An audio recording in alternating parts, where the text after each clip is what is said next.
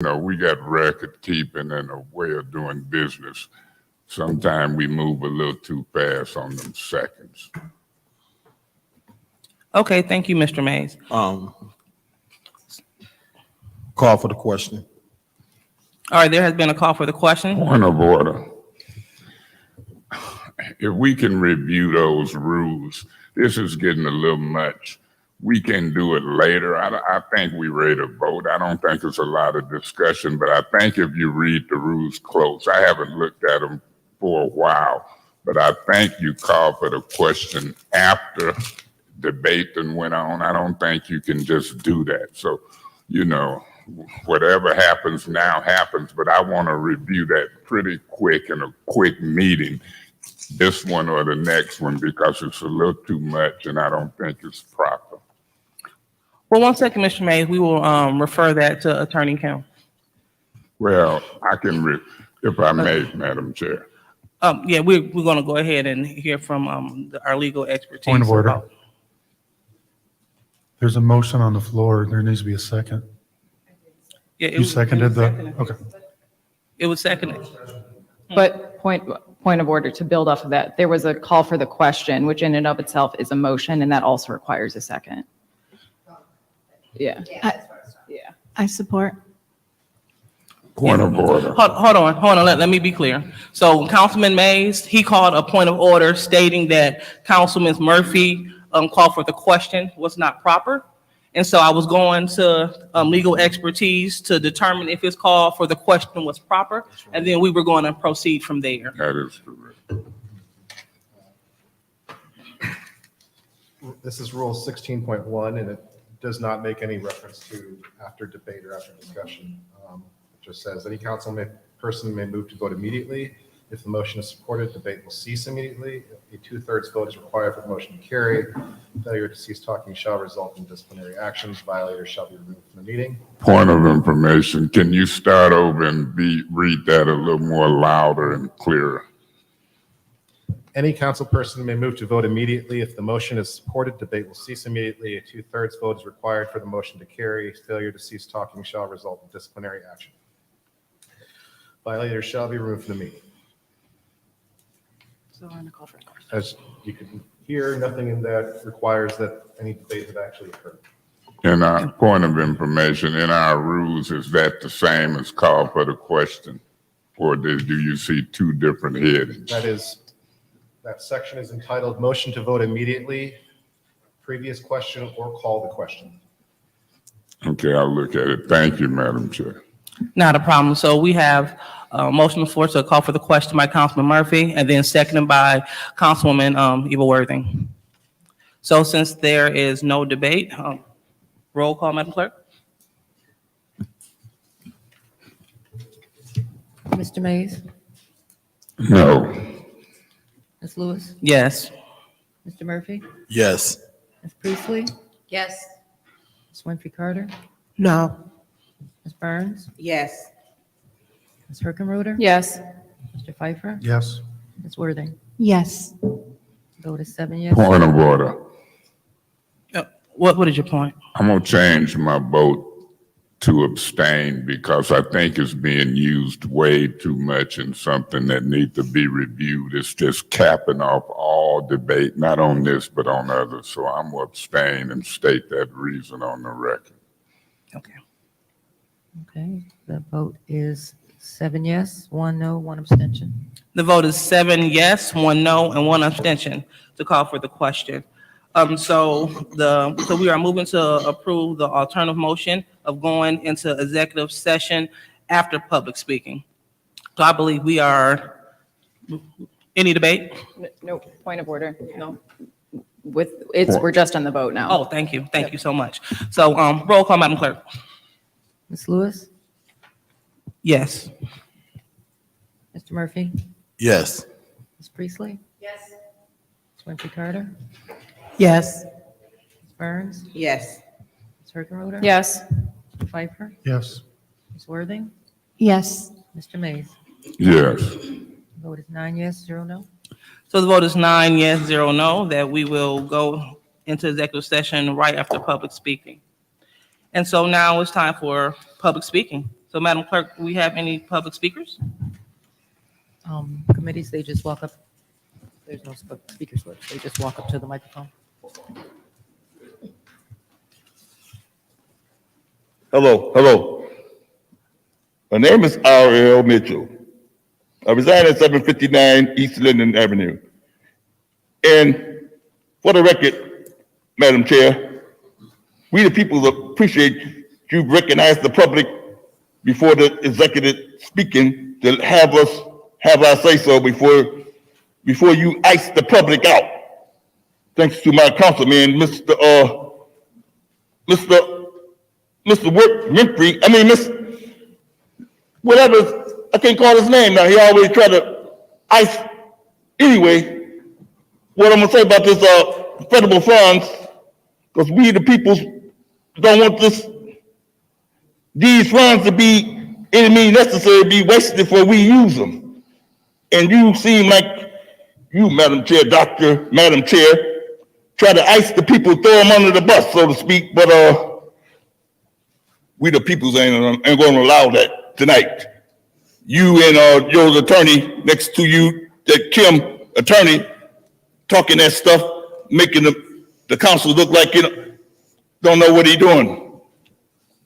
Like last week, you iced the public out, but May's gonna call it another section, and he gonna be in it too. Now take that for the peoples, and we let that be known to the peoples in Walmarts and Sam's. You see what happened to Walmarts the other day? The manager, instead of taking it out on the people, they took it out on the input, like you people's doing, for icing the public out, and don't want to say why he iced his own employees. Walmarts and Sam's, just like the one on Linden, what that road out there in Flint. And you see what happened to the Hurley Hospital, and you gonna let me still talking without calling the attorney on me? Okay, I'm gonna stop right there because the attorney looking curious. You like you wanna do something like them people at Walmart. Oh, that's my time up? Okay, hey, take that. Thank you. Next speaker. At least he stops when the timer goes on. Good afternoon, everyone. My name is DeAndre Calvert, and I'm the Community Engagement Manager for the Program in Practical Policy Engagement at the Ford School of Public Policy from the University of Michigan, down in Ann Arbor. Not only am I that, but I am a born and raised Flintstone. My grandmother, actually Janie Pounds, worked for the U of M Flint for over 30 years, retiring from the Thompson Library. And I grew up on Alma Avenue and Foss Street. So, this is always my home. And, they say charity starts at home, but I think policy starts at home too. I've built an entire career around community and government relations, working in various communities in the Detroit area, also working for Detroit City Council, with the council president being her director of community relations, and the state of Michigan before coming to this role. In P3E, as we call it, I am also the program manager for an independent study called the Practical Community Learning Project. Again, that's a lot of P acronyms I'm throwing at you. But what we do is we get students out of the classroom and into the community to work on policy-based community initiatives. This semester, we've had the pleasure of having 4 projects, but more importantly, while we're here with the students, and I'd like them to come up afterwards for their 2 minutes. I have Margaret and Andrew, Maggie and Drew, but we are working with Council Member Tanya Burns on housing policy within the city of Flint to assist residents not only for, well, actually, I won't steal their thunder, but it's been a pleasure to work with the students and work with the councilwoman. And, as a Flint native, I'd like them to come up afterwards for their 2 minutes. I have Margaret and Andrew, Maggie and Drew, but we are working with Council Member Tanya Burns on housing policy within the city of Flint to assist residents not only for, well, actually, I won't steal their thunder, but it's been a pleasure to work with the students and work with the councilwoman, and as a Flint native to be able to help from a policy perspective and helping the residents. All of our projects in the PCLP, as we call it, not only give these students to get out of the classroom and have these practical real-world experiences, but it allows them to use their education, allows them to get that experience I just mentioned, and there's an aspect of service, which I feel that I was called, put on this earth and called to do, so I make sure I interject that in being the program manager with these students. With that being said, I would like to introduce both Maggie and Drew to talk to you all about their project. Good afternoon, everyone. Like DeAndre mentioned, I'm Margaret. I'm a junior at the Ford School of Public Policy at the University of Michigan. And since September, we've been working with Councilwoman Burns on some housing projects for the city of Flint. So we've been compiling some resources that we hope to make extremely accessible to residents of Flint on ways that they can become more educated on home ownership, as well as acquire funds to help with home rehabilitation and other ongoing projects with their homes. And hi, I'm Drew. I am also a junior at U of M Ann Arbor.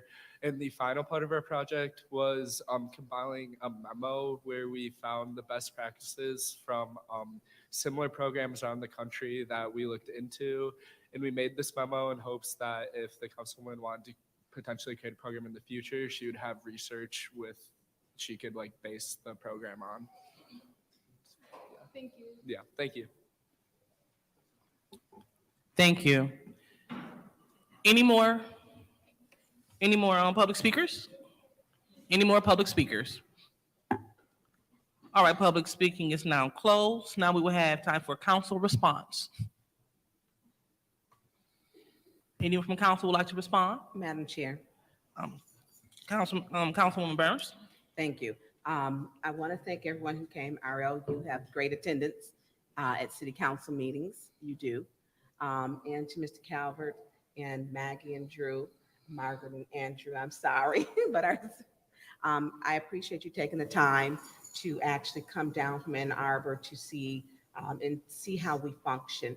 I appreciate working with both of you and compiling the information, because with our limited time and staff, you've kind of been the staff, not only with your pleasant attitudes towards improving and listening to the issues that revolve around Flint with housing, funds for housing. It was nice for you to get everything compiled, because people need a one-stop to make it user-friendly. And I appreciate the work that you're doing and that we'll continue to work on as we continue to collaborate. It's good to see you here. And I know that your instructor, Mr. Calvert, has been watching for some months. And I appreciate, you having your students and saying, you know what, this is, Flint's worthy. I'm from here. I'm a Flintstone. I feel I could, do some good work here and have my students involved. And that's what it takes. You don't have to live here to be a part of improving and making our community better. And your resources that you're bringing, along with your students, is something that we need, because we don't have a staff, and we can only do so much. So I appreciate you, giving us your time and your students at the University of Michigan. Thank you. Anyone else for a council response? Madam Chair, Ms. Priestley? I want to thank you for working on home ownership programs here in Flint. The council felt that it was very, very much needed for the residents of the city, that we have allocated money from our ARPA budget to assist homeowners on retaining homes, purchasing homes, whatever they need. So I appreciate your effort. I hope you had fun and that you learned a lot. I remember some of the projects I had in college. It was very, very fascinating. So thank you very much for your interest in the city. And it's always good to see Flintstones coming back and working for their hometown. Thank you. All right.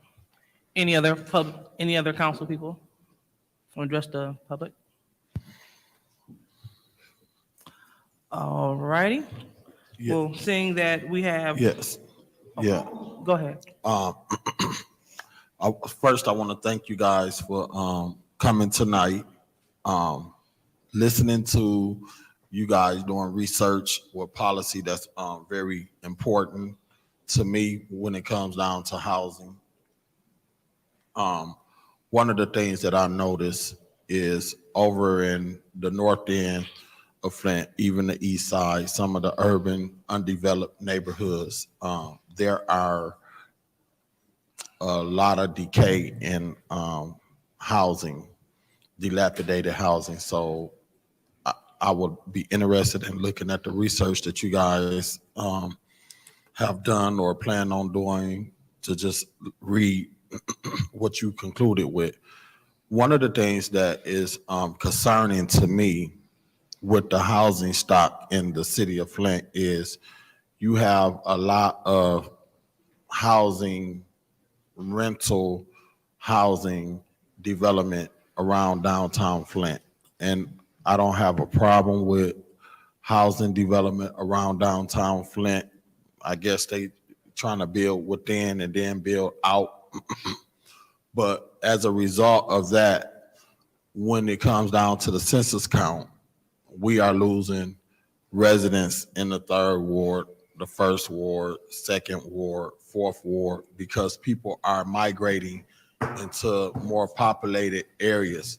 So what is concerning to me is that there are not a plan of action to build back on the northern, eastern, urban community areas. And when you look at the housing stock, I was told poor folks can't afford to rent. A lot of the housing that you see being built in apartments are rental. That's very concerning to me. And the only last housing development that you had, Smith Village, that was done by a minority Black developer company, Operation Unification, the emergency manager came in and stripped them from their contract, which is concerning because you don't really have a lot of Black developers or minority developers when it comes down to building the housing. When you look at all of these Councilman housing Murphy? I'm wrapping up. Okay. When you look at the development, you want to also look at who are getting these contracts. So I'm interested in seeing the work that you guys are doing. Thank you for coming. Yeah, Madam Chair. Mr. Mays. I hope you enjoyed your holiday, Ariel.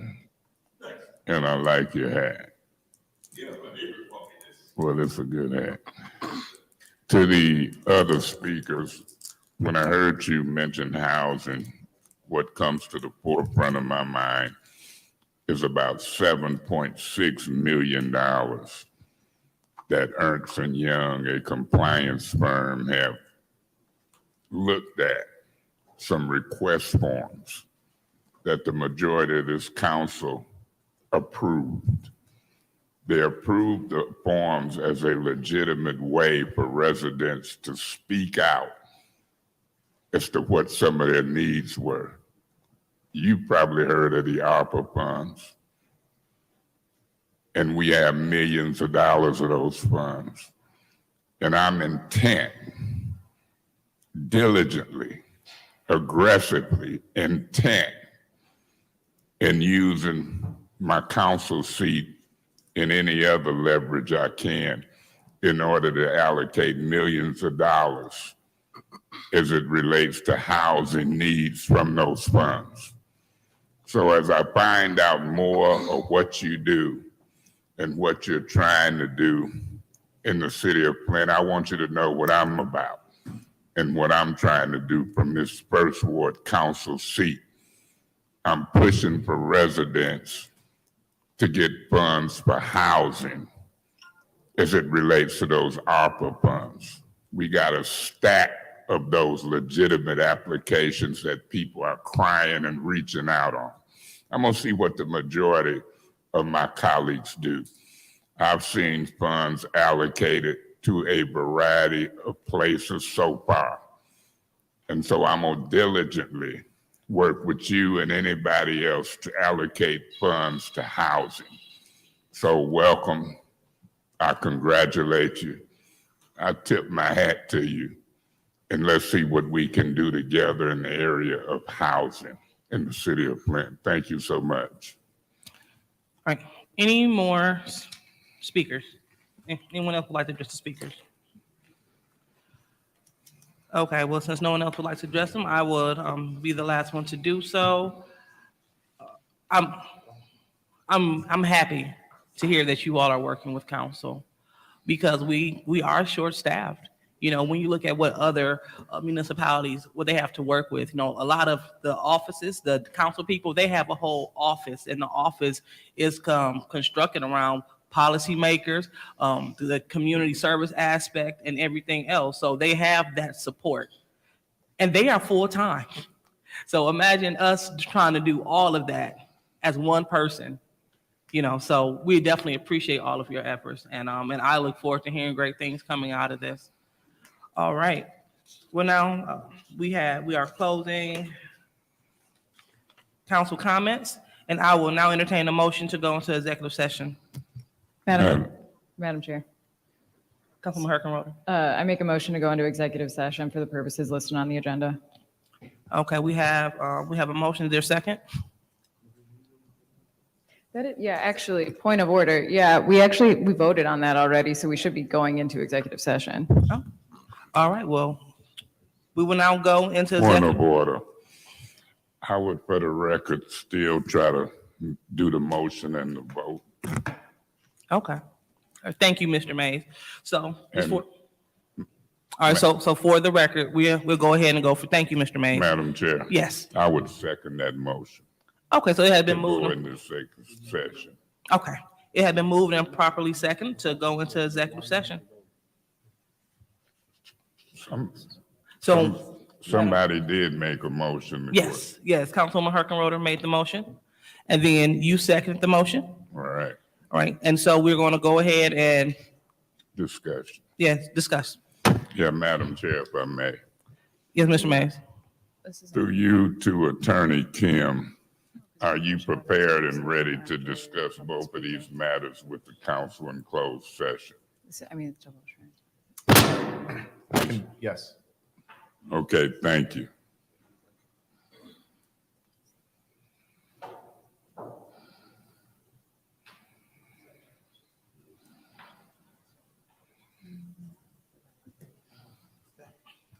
All right, any more discussion?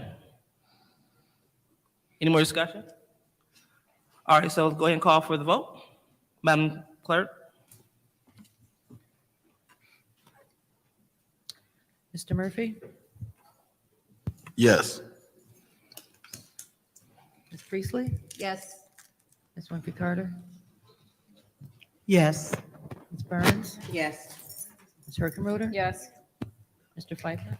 Yes. Ms. Worthing? Yes. Mr. Mays? Yes, Ms. Lewis? Yes. Vote is 9 yes, 0 no to go into closed session. We have vote is 9 yes, 0 no. We will now enter into executive closed session.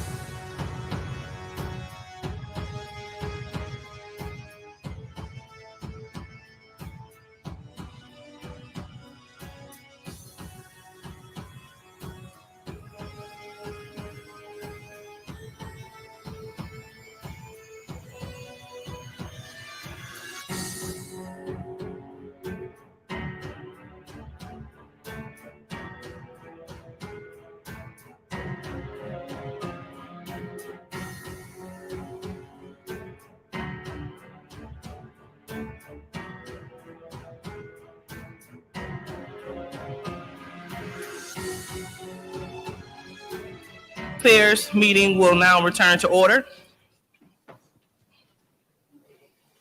Roll call, Madam Clerk.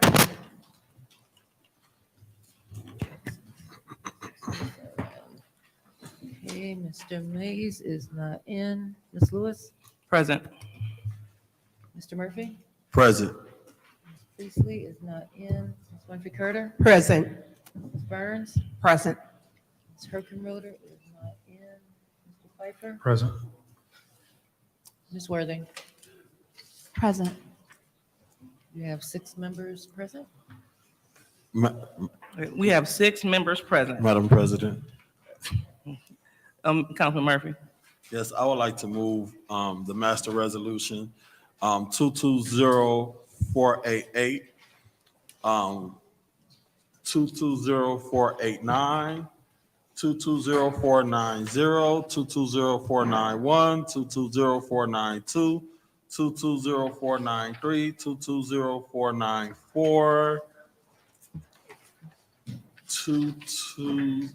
220495, 220496, 220497, and 220505 to, okay, 220449,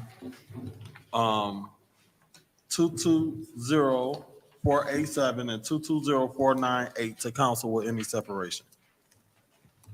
If there is a motion to move master resolution to council. Is there? Madam Chair? I don't think this is working. Can you hear me? Yes. Oh, okay, it's just the sound. I second that. All right, so it had been moved and properly seconded to move the master resolution to council. Any discussion? Yes, I would like to separate 220449. 220449? Okay. I must have the wrong number. I don't see that number. Oh, Okay.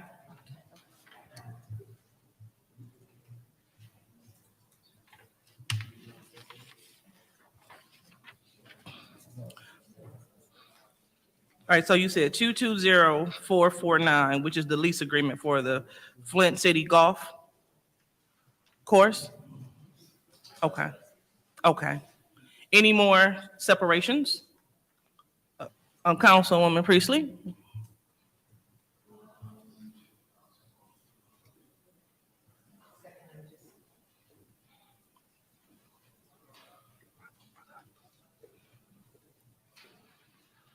Point, 220505.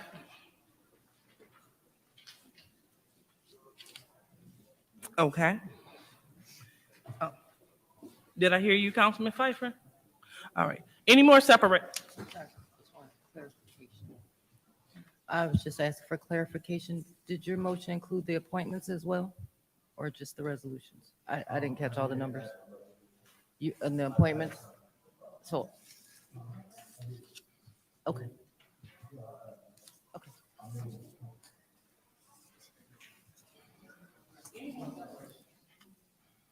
Any more separations? Oh, okay. So, any discussion? Yes. Councilman Yes. Murphy? Through you to, Mike Brown.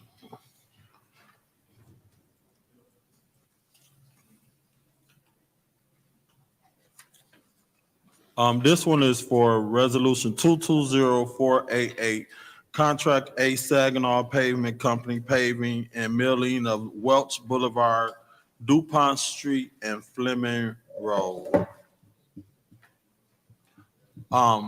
Through you to Mike.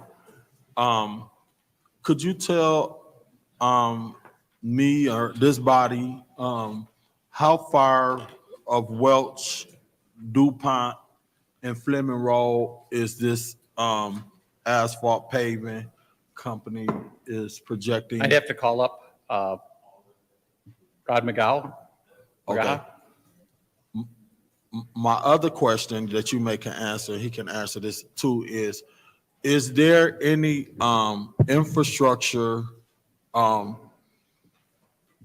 problems underground on Welch, DuPont, or Fleming that need to be addressed like Miller Road prior to you guys doing asphalt? Because it seems to make sense if there's some infrastructure issues when it comes down to drainage, whether it was sewer or pipe replacement, that those projects get done prior to us doing, and it seemed like we could kill two birds at one stone. I agree with you, through Councilwoman Lewis to Councilperson Murphy. I agree with you, except with Miller Road, we did a whole redo of the deck. Everything underground all the way up was redone. Here, we're just going to take off the surface and resurface to give us a few more years on those streets. So, because they are so bad, there's so many potholes, as we all know, we're going to remill it and then put top coats over it to get it so that we'll be able to use it. It'd be a much gentler ride on cars for a period of time. We are not planning on doing everything because we're just using asphalt and remilling. So we're just taking off the surfaces down far enough to repair and then go back. I will let Mr. McGaha go ahead and say the distances and correct me if I'm wrong. Point of information Excuse me, what's your point? through you to Mr. Brown. When is this being done? When is this being done? It's going to be done next spring. And the reason is because we've gotten more of our streets done in time this year. So we're going to have a little bit of extra time. So we needed to get more materials to be able to do these three majors. All right. Oh, sorry, what was the question? My question to you is the streets DuPont, Welch, and Fleming Road. Yes. The infrastructure under those roads, wouldn't it make sense to just go and find additional funding to do the infrastructure, whether it was sewer lines, sidewalks, piping? I'm not sure. Similar to what we've done on Miller Road. Yes, it would just take a long time and be a lot more expensive. I'm sure the underground's probably not the best, but right now I'm just trying to make these roads safe. Right now we got, some of them are 3-lane roads and there's an accident getting ready to happen. So I'm basically trying to get a big Band-Aid put on these streets. Is there any way that while we doing this, could we allocate dollars to do sidewalks? Because those are major roads. Welch, people are walking down Welch a lot, DuPont a lot. That's one of the major ways for people to drive, walk. Is there any way we can find dollars to, and I don't know if all the sidewalks need to be done, but it just seemed like it would make sense to also do the sidewalks while we do. Right, DuPont was probably done about 12 years ago, so the sidewalks are in pretty good shape. Okay. Welch and Fleming, the sidewalks aren't in that bad a shape. It would be nice to do every major road, tear it down, sidewalk to sidewalk, and do all the infrastructure underneath, but unfortunately, we're not there yet. We could only do a couple streets at a time. What about the sidewalks? Is there a possibility that you guys could do the sidewalks? Because I have noticed like, and I'm not sure if we paid for the sidewalks when they just did the Genesee Health System right here off of 69. They redid those sidewalks and they look real nice. Yeah, they pay for that. So is there any way while we doing the streets along those areas, and this is not in my ward, so it's no benefit for me, but it's a benefit for the residents that have to walk. Is there a possibility that we can find funding to replace those sidewalks that's in disrepair? There's a possibility. I see there were some ARPA funds for sidewalks. Is that what you're referring to? I'm not sure where you will go in, but if we got funds available, it just seemed like it makes sense. Right. While That's something we- I can look into, but it wasn't on this proposal. Because if you travel those roads, somebody's going to get hurt one of these days. They're in bad shape. Stewart Street is bad too. Yes. I could name a list of them. I had to start mean, with the three that I thought were in the worst shape. I'm down with this right here, but on the to-do list, if we could add Stewart Yes, on there. Stewart's in bad shape, and next year I'll be asking for a few more. Okay. I'm done.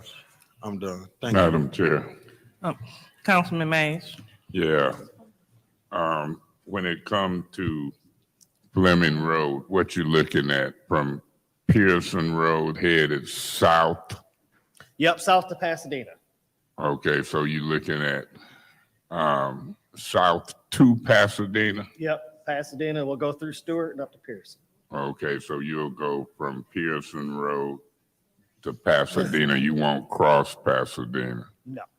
Okay, so that's the the Fleming Road project.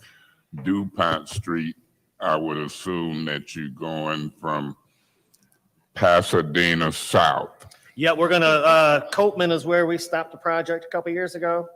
So that's where we'll start it there. Okay, And go all so the way to Pasadena. we did DuPont north, so we'll do DuPont from Pasadena to Copeland. Yes. Okay, and then Welch Boulevard, you'll do how much of Welch? Ballinger to Beecher. Say that I'm sorry, again. Ballinger to Chevrolet. Ballinger to Chevrolet. Yes. And I realize it's bad between Chevrolet and Welch also, but that's hopefully maybe next year. Chevrolet, what we talking about Welch? No, it was, so. I'm looking at what Welch, you gonna do from Ballinger Ballinger to to Chevrolet. Chevrolet and stop at Chevrolet. Yes. That is the worst part of Ballinger. It is. Worst part of Welch. Yeah, Ms. Burns been hollering about that a little bit. We get calls on it all the Yeah, it's time. bumpy. And so that'll be done next spring. Yes. It'll start probably when and finish up when. Well, I'm hoping it'll start in May and end by the end of June. It won't take these January, guys February, very long. March, April, May. Start in May and end up in May. That's your plan. Yeah, I'm hoping that if you start in May and finish in May. Now, how many of them machines we got? I remember we bought one. Well, we're actually contracting this out. You contracting it out. Yes, Ace Asphalt. How many of them machines have we got? We have one machine, One. and we've been doing local roads with it. You've been doing local roads. Yes. What you calling these roads? Major streets. Major streets. So Fleming, DuPont, and Welch are labeled as major streets. Yes, sir. And you've been doing the local roads with the Yes. machine we got. Yep. So this will be contracted out. It went out for bid for $971,000. Yes. And we'll be ready to go when we pass this resolution. Yes. Okay, thank you. You're welcome. Madam Chair.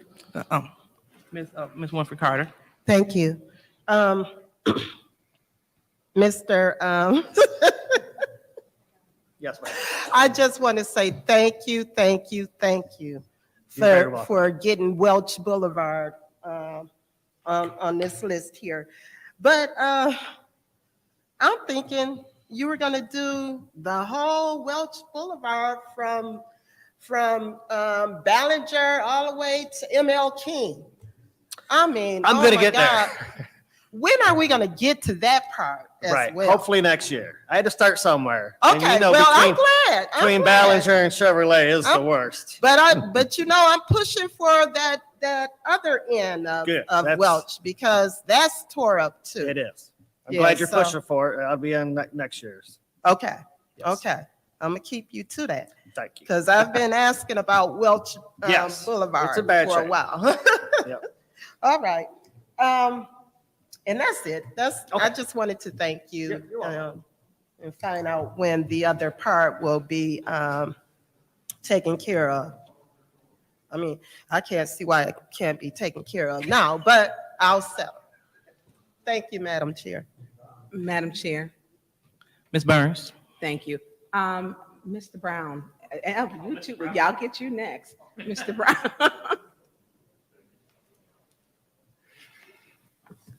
Quick question now, when I'm looking at, because Miller Road was done, so we have infrastructure issues. I think Mr. McGowan was speaking to. How long does the remilling of the road last? When we're tearing up that layer, how long does that last? A rough estimate, I think about 7 to 10 years. Look at 7 to 10 years. 7 to 10 years. And I'm hoping, Mr. Brown, you will be here, but I'm hearing you're going to be leaving us in March. I hope you're not. I am fully retiring in the near future, yes. Okay, well, you're going to be missed. You really are.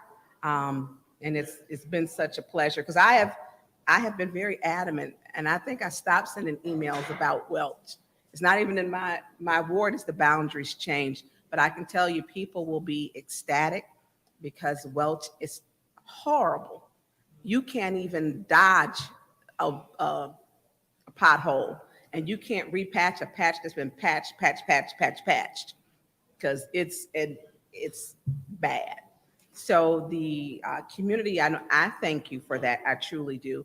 I do. So if we're talking infrastructure and some of the things over there, and I know that community is kind of, when we're comparing homes lived in and homes occupied, the difference in that, and we're talking about, I believe we got service water mains changed on Miller Road. Are we looking to do any more infrastructural changes? If we're repaving the road, so we must be looking 10 years down the line, because we'd have to tear the road back up to repair that. So we're not really looking to do anything when we talk about the infrastructure below the road, at least probably 10 years is what, if we're repaving it without repairing it before we're putting a quick fix on it. That's correct. Right now, we feel that that's in decent shape for the underground situation there. There's some other ones that we have to do, and the state is will be forcing us to do some areas, and we will have to get those done first.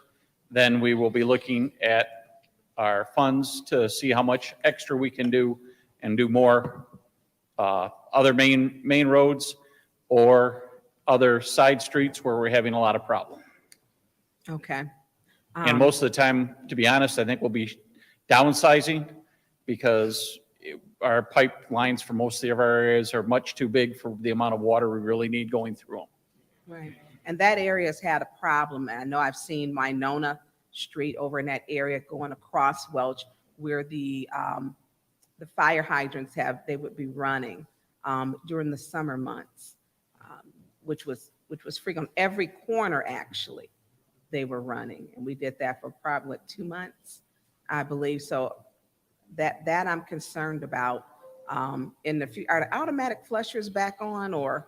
Our water flushers, we're taking off or have taken them off now for the winter. There are very few that we would ever want to leave out in the wintertime. And because of the colder weather, the chlorine is staying longer in the water, so we don't have the problem with it dissipating fully in anywhere. We've had low residuals. We've had very few zero residuals anywhere. And so far, when we had a low residual like that, we didn't have any growth or microorganisms. Yeah, we had 1 and 2, I believe, in that area, in that square mile area, but I didn't see any that came back to 0 in that area. So infrastructure will always be a concern. Yes. Because there were people who had 1, I saw their test results. So, and that's why I know after that, and I had spoken with you and emailed you, you did run the hydrants to keep it, because they weren't using, so, and then I was able to alert residents so that they can understand why there were hydrants running, and it was for their safety. Thank you. Mr. Ramagaha. You are one of my most favorite people. You respond, and I'm gonna tell you thank you when you responded so quickly to the speed humps. No problem. Thank you. You were really great with that. Welch, thank you, because Welch was a huge problem. And although it is now 2nd and 5th Ward now, I can tell you that the 6th Ward residents appreciate that, because that was really bad. But Mackin Road, Mackin's, that's Mackin's a another one mess. that's going to be on next year's. So that will be next year's? Yeah. Okay. So I can give them that. I can let them know at our next meeting that Mackin should be on, because Mackin is. It's a bad shape. It's a bad shape. It looks like I repaired it. It's okay if you drive down the middle, but that's not the Right, way to to drive do it. down the middle. All right, I just want to thank you, and I appreciate the response that both of you and your department that you always give, and that it's always professional. I thank you for that. You're very welcome. Thank you. Do we have any more speakers in the first round? Madam Chair, Mr. Pfeiffer? I don't know who can answer this for Resolution 220494, the sale of the property. I don't know. Is that Clyde? Maybe? Mr. Edwards? Suzanne not here?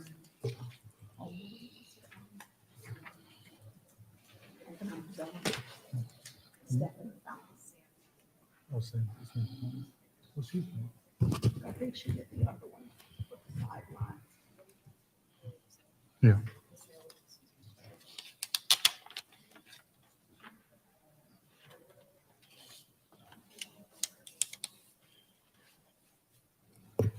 Mr. Edwards, are you familiar with the sale of this property? No, I'm not. Normally that would be Ms. Wilcox, but she was ill today. Okay. Yep.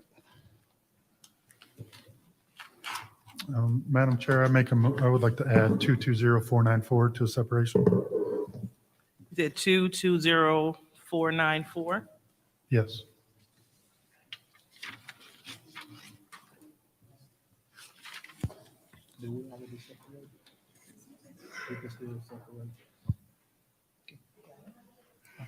Okay. Any more speakers in the first round? Okay, any discussion in the second round? Yeah, Madam Chair. Mr. Mays? First of all, how many been separated? 3. Okay, so we got, and that include 494. Would that make it 3 or 4? You said 220494? Yeah, Mr. Pfeiffer just separated that. That'll make it 3. That make 3. What was the other 2? The other 2 is 220505 and 2204. 505, And the other one is 220449. 449, 449.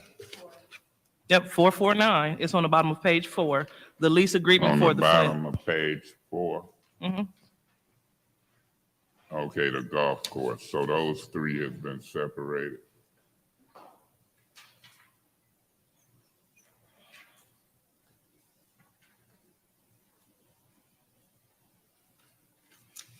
Okay, thanks. Not a problem. Any other speakers in the second Yes. round? Mr. Murphy? Thank you so much. The one dealing with the tree service, who can speak on that? Through you to, is it Clyde?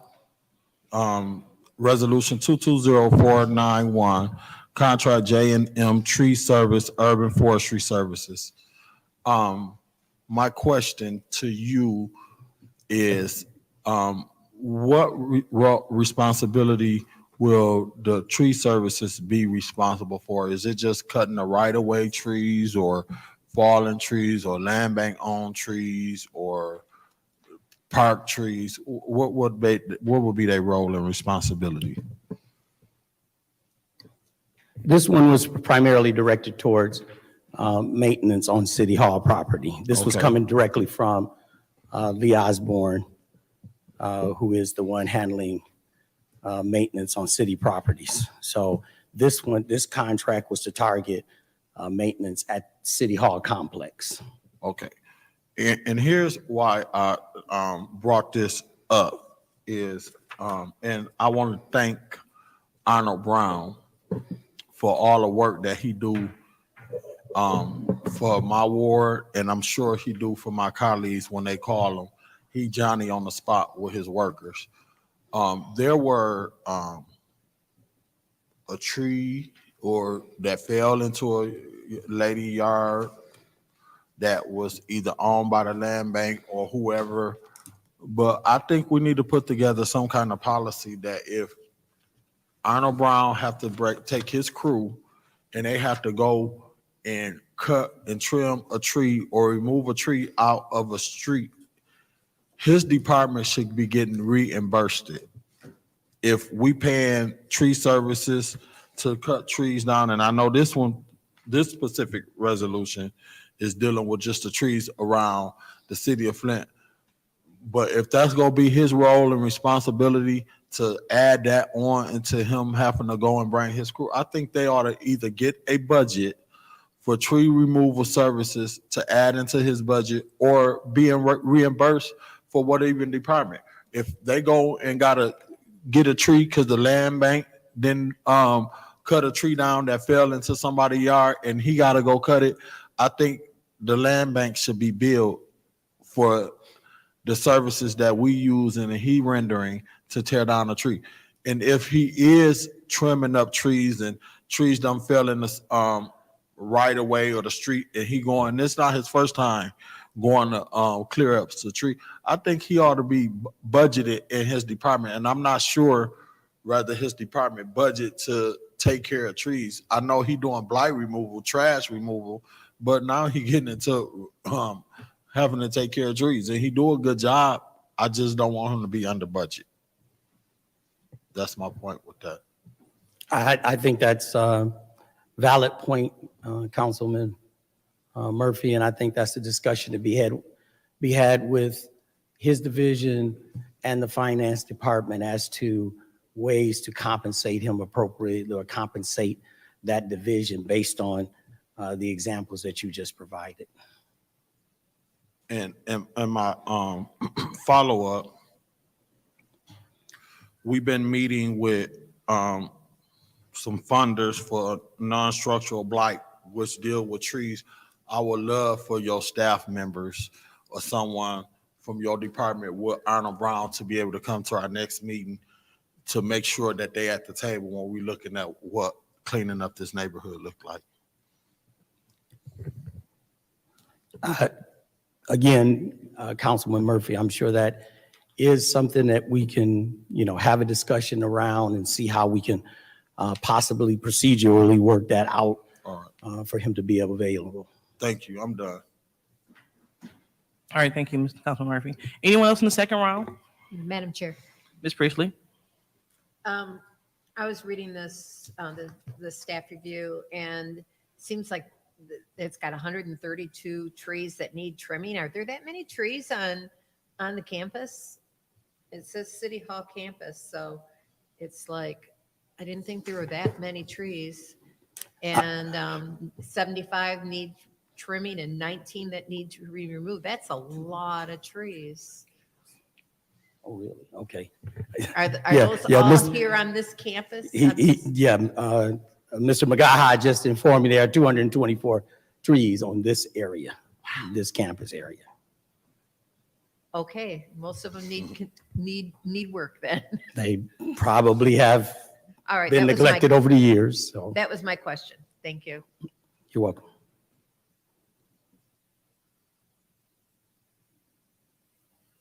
All right, thank you, Ms. Priestley. Anyone else would like to speak in the second round? Anyone else would like to speak in the second round? All right, so there's a motion on the floor to send the master resolution to council. Roll call, Madam Clerk. Ms. Priestley, Yes. Ms. Winfrey Carter, Yes. Ms. Burns, Yes. Ms. Harkenroder. Yes. Mr. Pfeiffer, Yes. Ms. Worthing, Yes. Mr. Mays, Yes. Ms. Lewis, Yes. Mr. Murphy. Yes. Vote is 9 yes, 0 no. The vote is 9 yes, 0 no, to send the master resolution to council. So now the chair would entertain a motion Point. to, go ahead. We got to do the other three. We got to do the separations. Oh, so, we are, okay, so we're about to do that. I was about to entertain a motion to send them to council. Sorry, I thought you were going to entertain a motion to adjourn. I apologize. Oh. I withdraw. All right, but you read my mind. All right. So the chair would like to entertain a motion to send 220505 funding.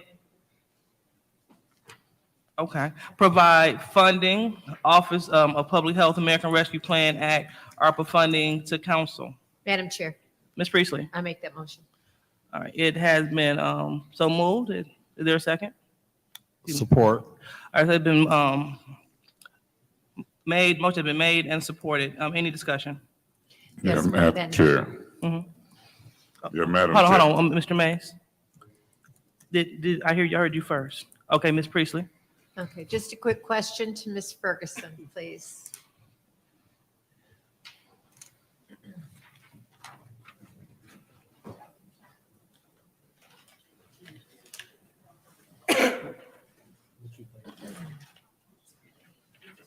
The hell.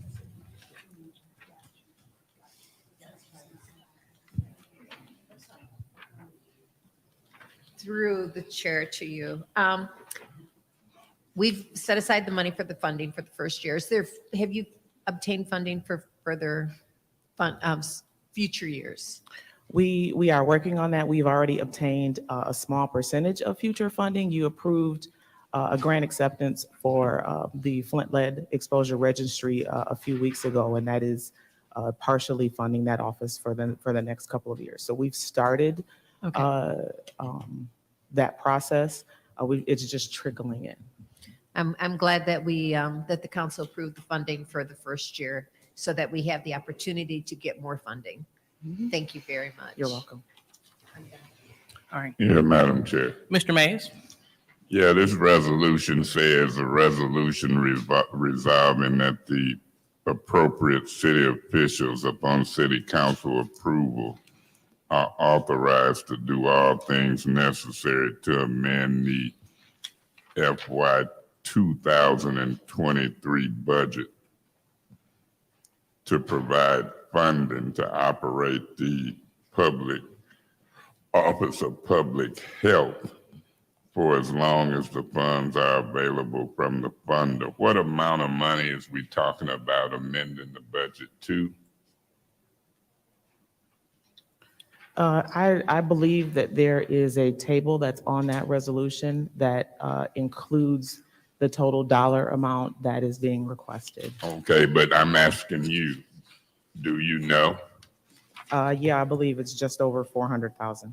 400,000, Just over. and where is it coming from? as the resolution states, it is an ARPA allocation. It's Beg your 400 pardon? ARPA, the American Rescue Plan Act. It's Okay. $421,249.25. Say that figure again. $421,249.25.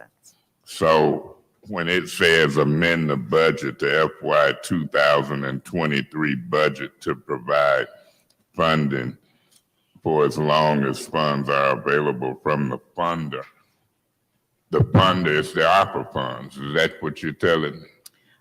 Yes, sir. And you say that's 400 and what? The resolution in front of you reads $421,249.25. Well, I'll look at the resolution, but the narrative on the agenda doesn't read the 400,000, but I'll look at the resolution. So you want 400 and some $1,000 of ARPA funds. And then it say before funds are spent, the city's ARPA administration, compliance, and implementation firm shall review and ensure compliance with the latest U.S. Department of Treasury final rules. That would be Ernst & Young, correct? Yes, sir. Their contract expires about the end of December, correct? I don't have that date in front of me, but I believe Okay, that's well, I correct. think it does. But you want us to approve it before they find out if it's in compliance? Actually, they have already deemed this in compliance. ARPA is actually a public health grant, so this would be, as far as I know, well within the parameters of funding. Well, are they here? I do not believe they're here I tonight. don't think so neither. I would rather them be here. I can't speak for my colleagues, but I would rather not vote on a resolution for ARPA funds.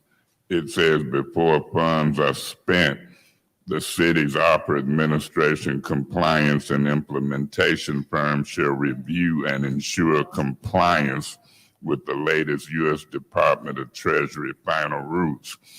It's going to be a lot of people putting their hand out for these dollars.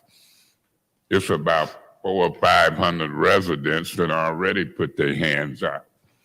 And I'm thinking when the big shots come in, they getting preferential treatment to the little shots. That's the residents, but really the residents is the big shots for me. I remember in the early part of ARPA allocation and spending, I heard my colleagues, and I believe some of them, on what they would and wouldn't vote for until certain stuff was done. You can throw that out the window. That was just a bunch of conversation. My position is getting a little more real with these ARPA funds. You know, this stuff keep popping back in front of us. The budget had no amendments in it. I know I'm gonna offend some folks. They didn't want to come to special budget meetings back in June. I got a problem with this resolution. I got a problem with allocating these ARPA funds. I need to talk to Ernst & Young. I'm gonna request that Ernst & Young be in the next Finance Committee meeting. And I want to get to the bottom of this. I don't want to vote on a resolution before funds are spent, that reads before funds are spent, the ARPA administration, compliance, and implementation firm shall review and ensure. I don't want to go on what you believe. I want to hear what they have to say on the record. $500,000, close to $500,000. And this administration and this council is letting the residents just sit there. They always talk about other cities, and I seen Saginaw do for their residents $3.8 million. Smaller city than Flint. Ernst and Young gave me a figure. Our residents is asking for 7.6 million. I don't think that it devastate. Let me say this, and then under the goofy rules, I'll come back and finish.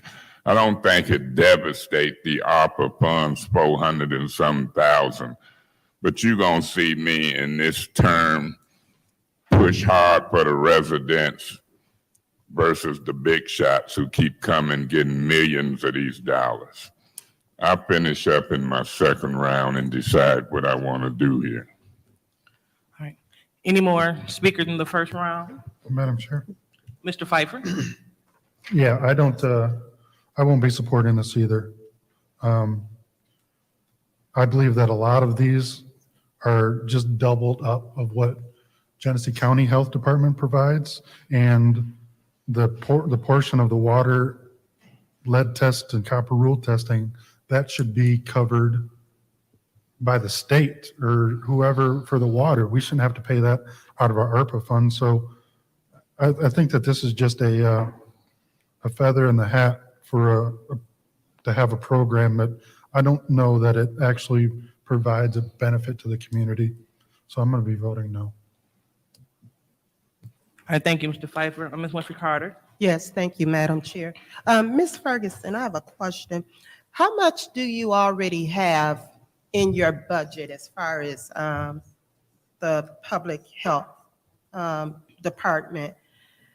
Because it seems like to me, when we did the budget, that particular department, there were, I mean, it was a lot of money put into that department.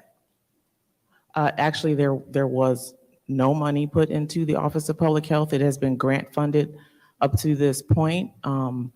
Those grants have ended. Okay, we so how had- much, okay, so how much were the grants? The The total, total amount, the total budget for the office is about $500,000 for 7 individuals. So we have, like, as I mentioned, we've secured a few dollars, and we are looking to secure a few more dollars to continue to keep that office running. okay. Now, my problem with this resolution, it seems like this resolution came before us before, probably worded differently, and we voted it down. It was voted down. So here we are, we have this resolution again. It's worded differently, of course, but it's the same exact resolution. And I just have a problem with it. It's almost like we got to be transparent. We got to be forthcoming. And it's almost a slick way of trying to get this resolution passed. And so I just can't vote on this. So I'm going to vote no on this resolution and send it to council.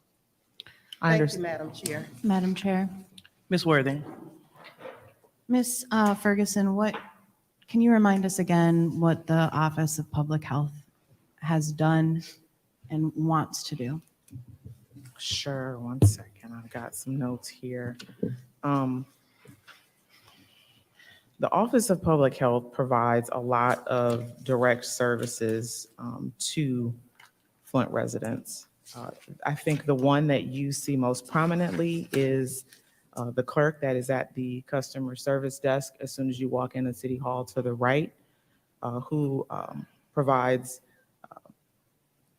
a lot of information and referrals for Flint residents to receive assistance. She also is one of the only bilingual City of Flint employees and is able to provide on-site translation services for a lot of offices, especially in the water department and building and safety inspections as of late. There's the public health manager, there is the lead public health navigator, and they're supposed to be for public health clerks. Right now we have, or excuse me, public health navigators. Right now we are only operating with one.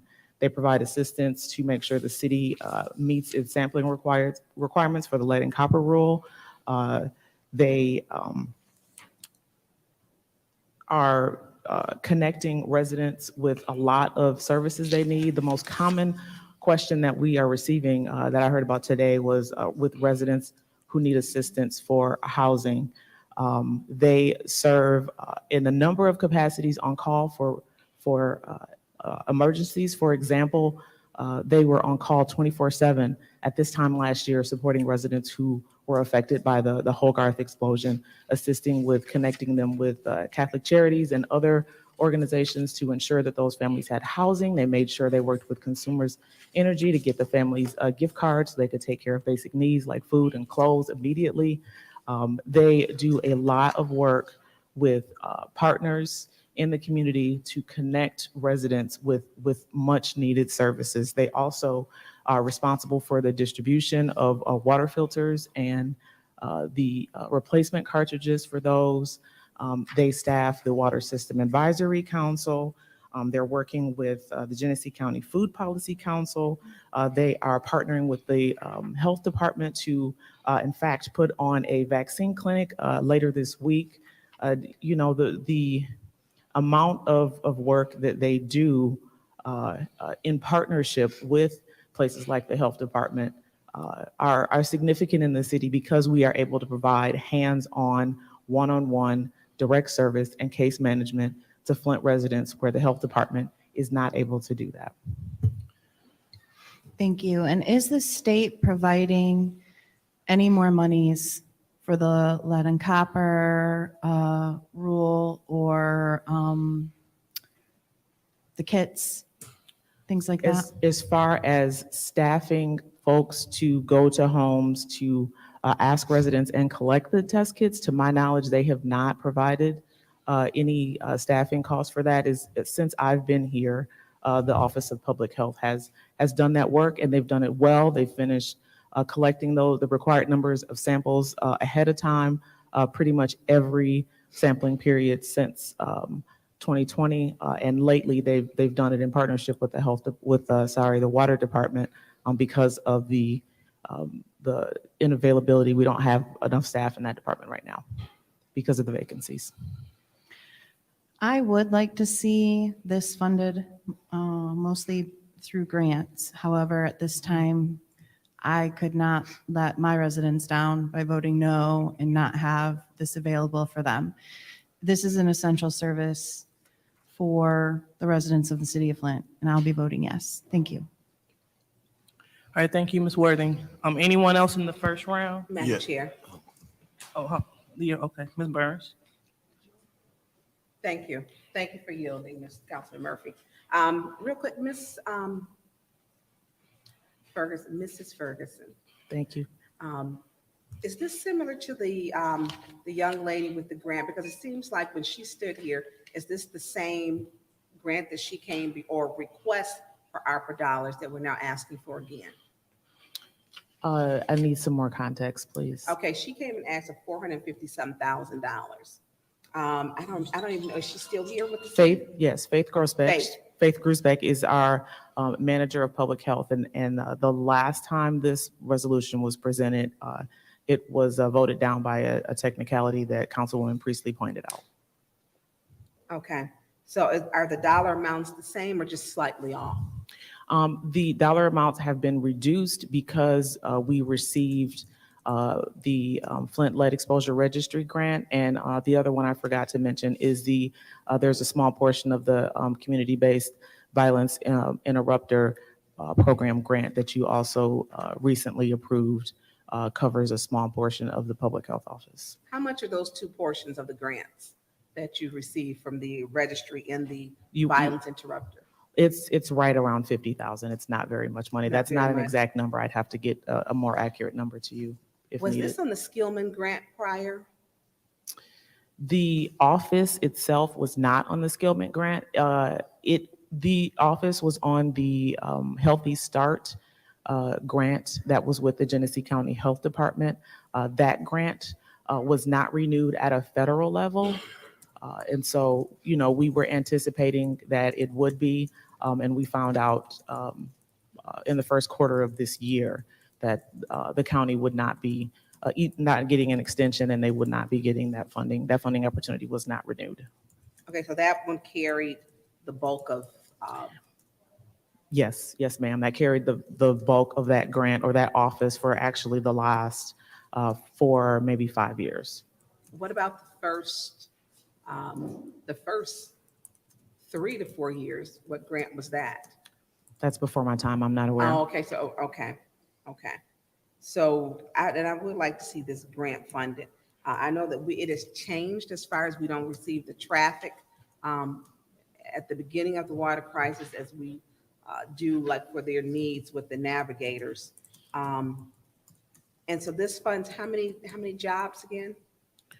It would be a portion of the manager for the Office of Public Health, the clerk that you see in front at the information desk, the lead public health navigator, and 4 additional public health navigators. Right now, 3 of the public health navigator positions are vacant. We chose not to fill them because we did not have confirmed funding for the office. Okay, so you left 4 vacant. 3. 3. Okay. Yes. Okay, thank you. All right, Councilman Murphy. So, I'm gonna keep it real. I don't see nothing they be out here doing.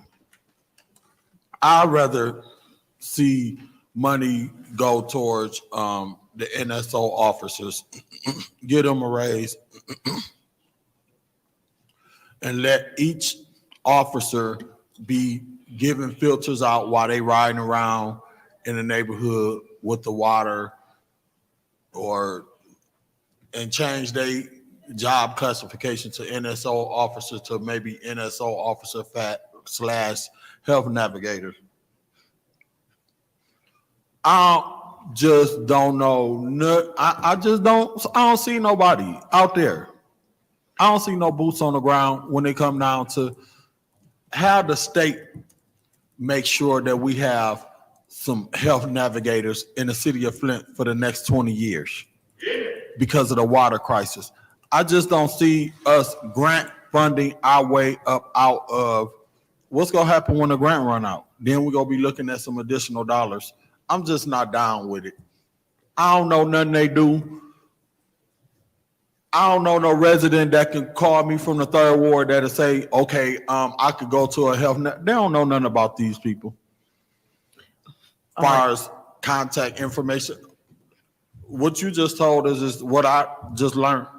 I've been on council for a year. I don't feel comfortable. I think maybe we should look at redoing something. Now, if you'd have told me we finna give this money to each ward and it's gonna be some navigators out in each ward and they gonna be going, making sure that these senior citizens got filtered.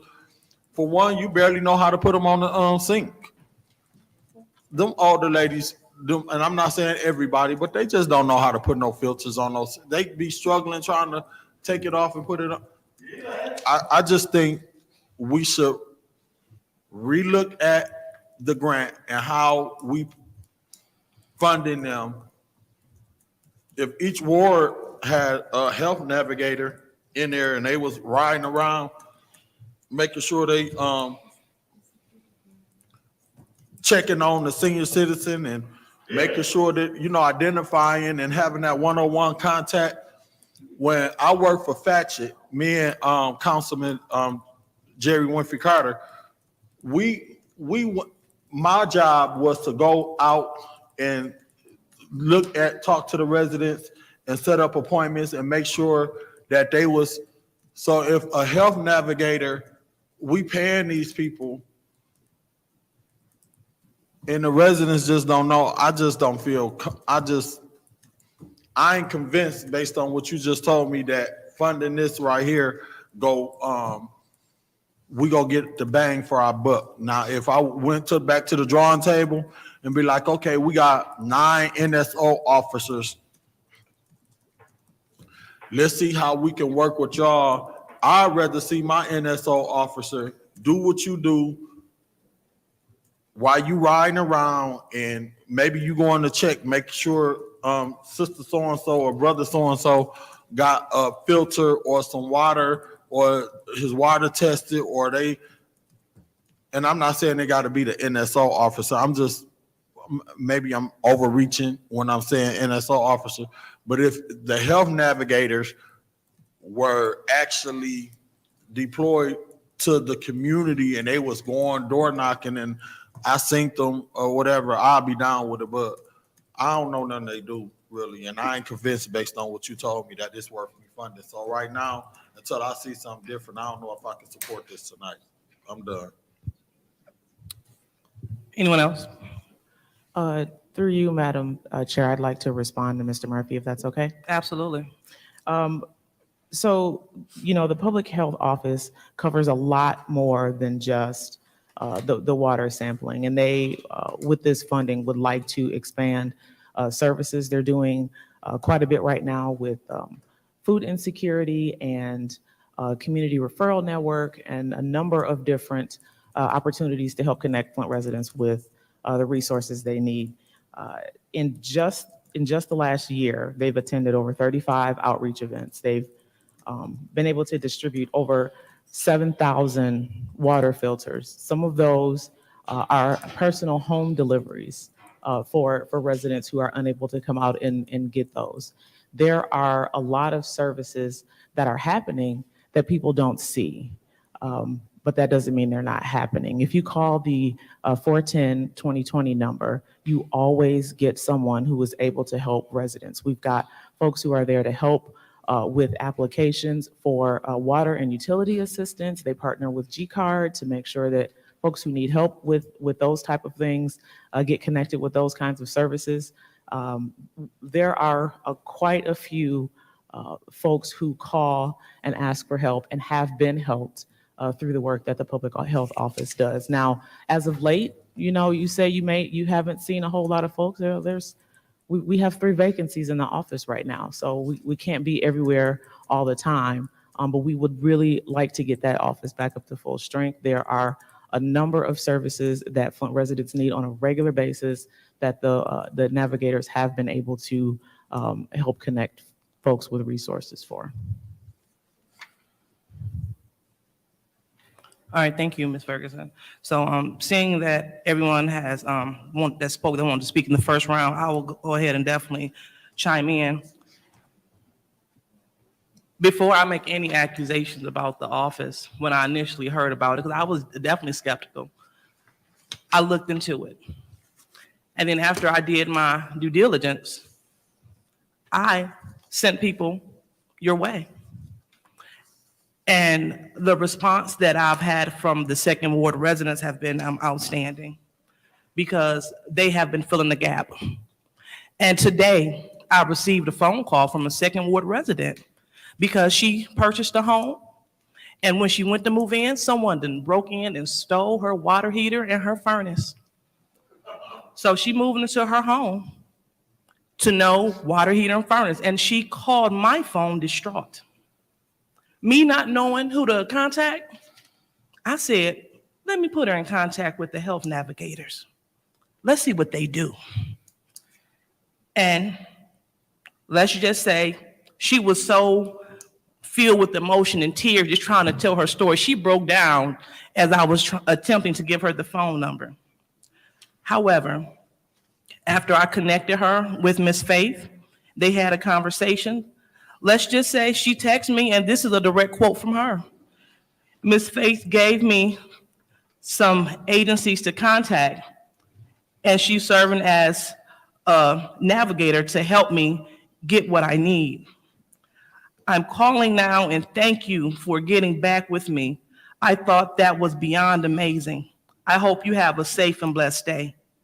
So when we began to talk about what they do and what's needed, I never knew about them because I never needed them. But I see when people need them, according to this text, in addition to a few more feedback, feedback things that they have. So this is up 2 more. I'm not going to hold you long, but thank you so much. I really appreciate you and your office for helping me out and staying on top of everything. You have helped me out in so many ways. Have a blessed week. And then another person said, thank you so much for your time in addressing this matter.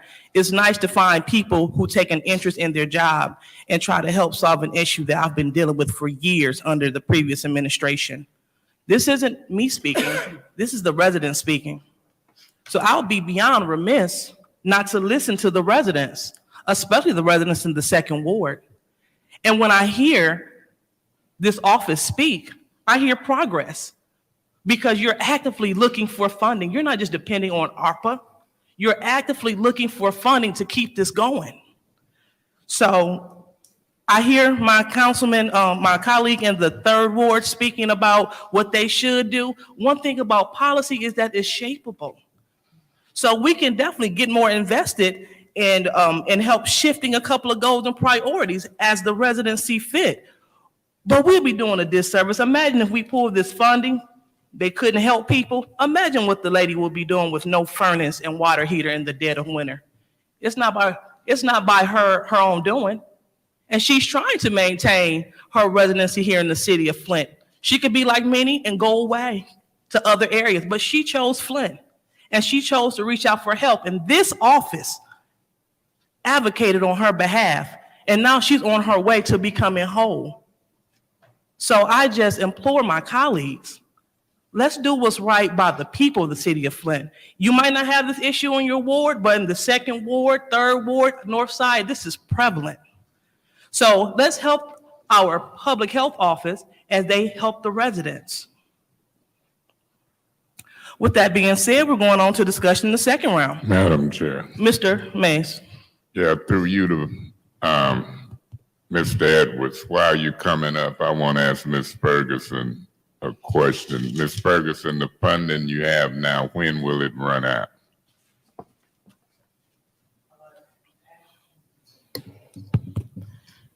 The Healthy Start grant actually ended in June. We have grant funding from a couple of other different sources that because we have not filled the vacancies, we're hoping to stretch that through the end of this calendar year. I don't have any. So you have funding. My question was simple. You have funding to December. Pretty much, yes. And then after December, if you haven't found funding, that would be the end of that. So the two grants that you've approved earlier this year, one, the Flint Lead Exposure Registry, and the other was the Community Violence Interrupter Program grant would fund very small portions of staff for that office that probably would not get us past the first quarter of next year. Okay, so you got funding partially to the end of the year and then the first quarter. Partially through the first quarter. Okay, I just try to get the answers fast. And so who's the head of that office or department? Faith Grusbeck is the manager. Faith Grusbeck is the manager of public health. And what do you call that? An office or a department? It's a division of the mayor's office. It's the division of what? It's a division of the mayor's office. Of the mayor's office. Okay, Mr. Edwards, I got a couple of quick questions. Mr. Edwards, when is you gonna give me the new organizational chart? Who works in City Hall? Mr. Murphy always says he was on the Charter Revision Commission. That Charter Revision Commission made it law. 8 departments and 5 appointees or so that don't have to come before council. And every now and then we need an update. I see a new appointee back there. I see all kind of folks. When can I get those 5 people and them 8 department heads? I've asked a few weeks ago. I'm not sure why you didn't have it, Mr. Mays, but I'll be happy to get that. Well, when? I can get it to you by your committee meeting, by your next committee meeting. Okay, because it's easy to know who 5 people is, right? Shouldn't be a problem, sir. Shouldn't be a problem. Phil Phelps still work here? Yes, sir. Ed Taylor work here, right? Yes, sir. They didn't come for council approval, right? That's correct. You work here, right? That's correct. You in that 5. But I did come for a council approval. That's correct. You're supposed to, according to the charter. Correct.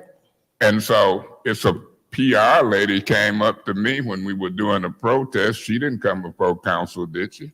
She is competitive. She what? Competitive job. That means it was posted. I can figure that out, but I want you to tell me who the 5 is, and then I want to see everybody working in the mayor's office.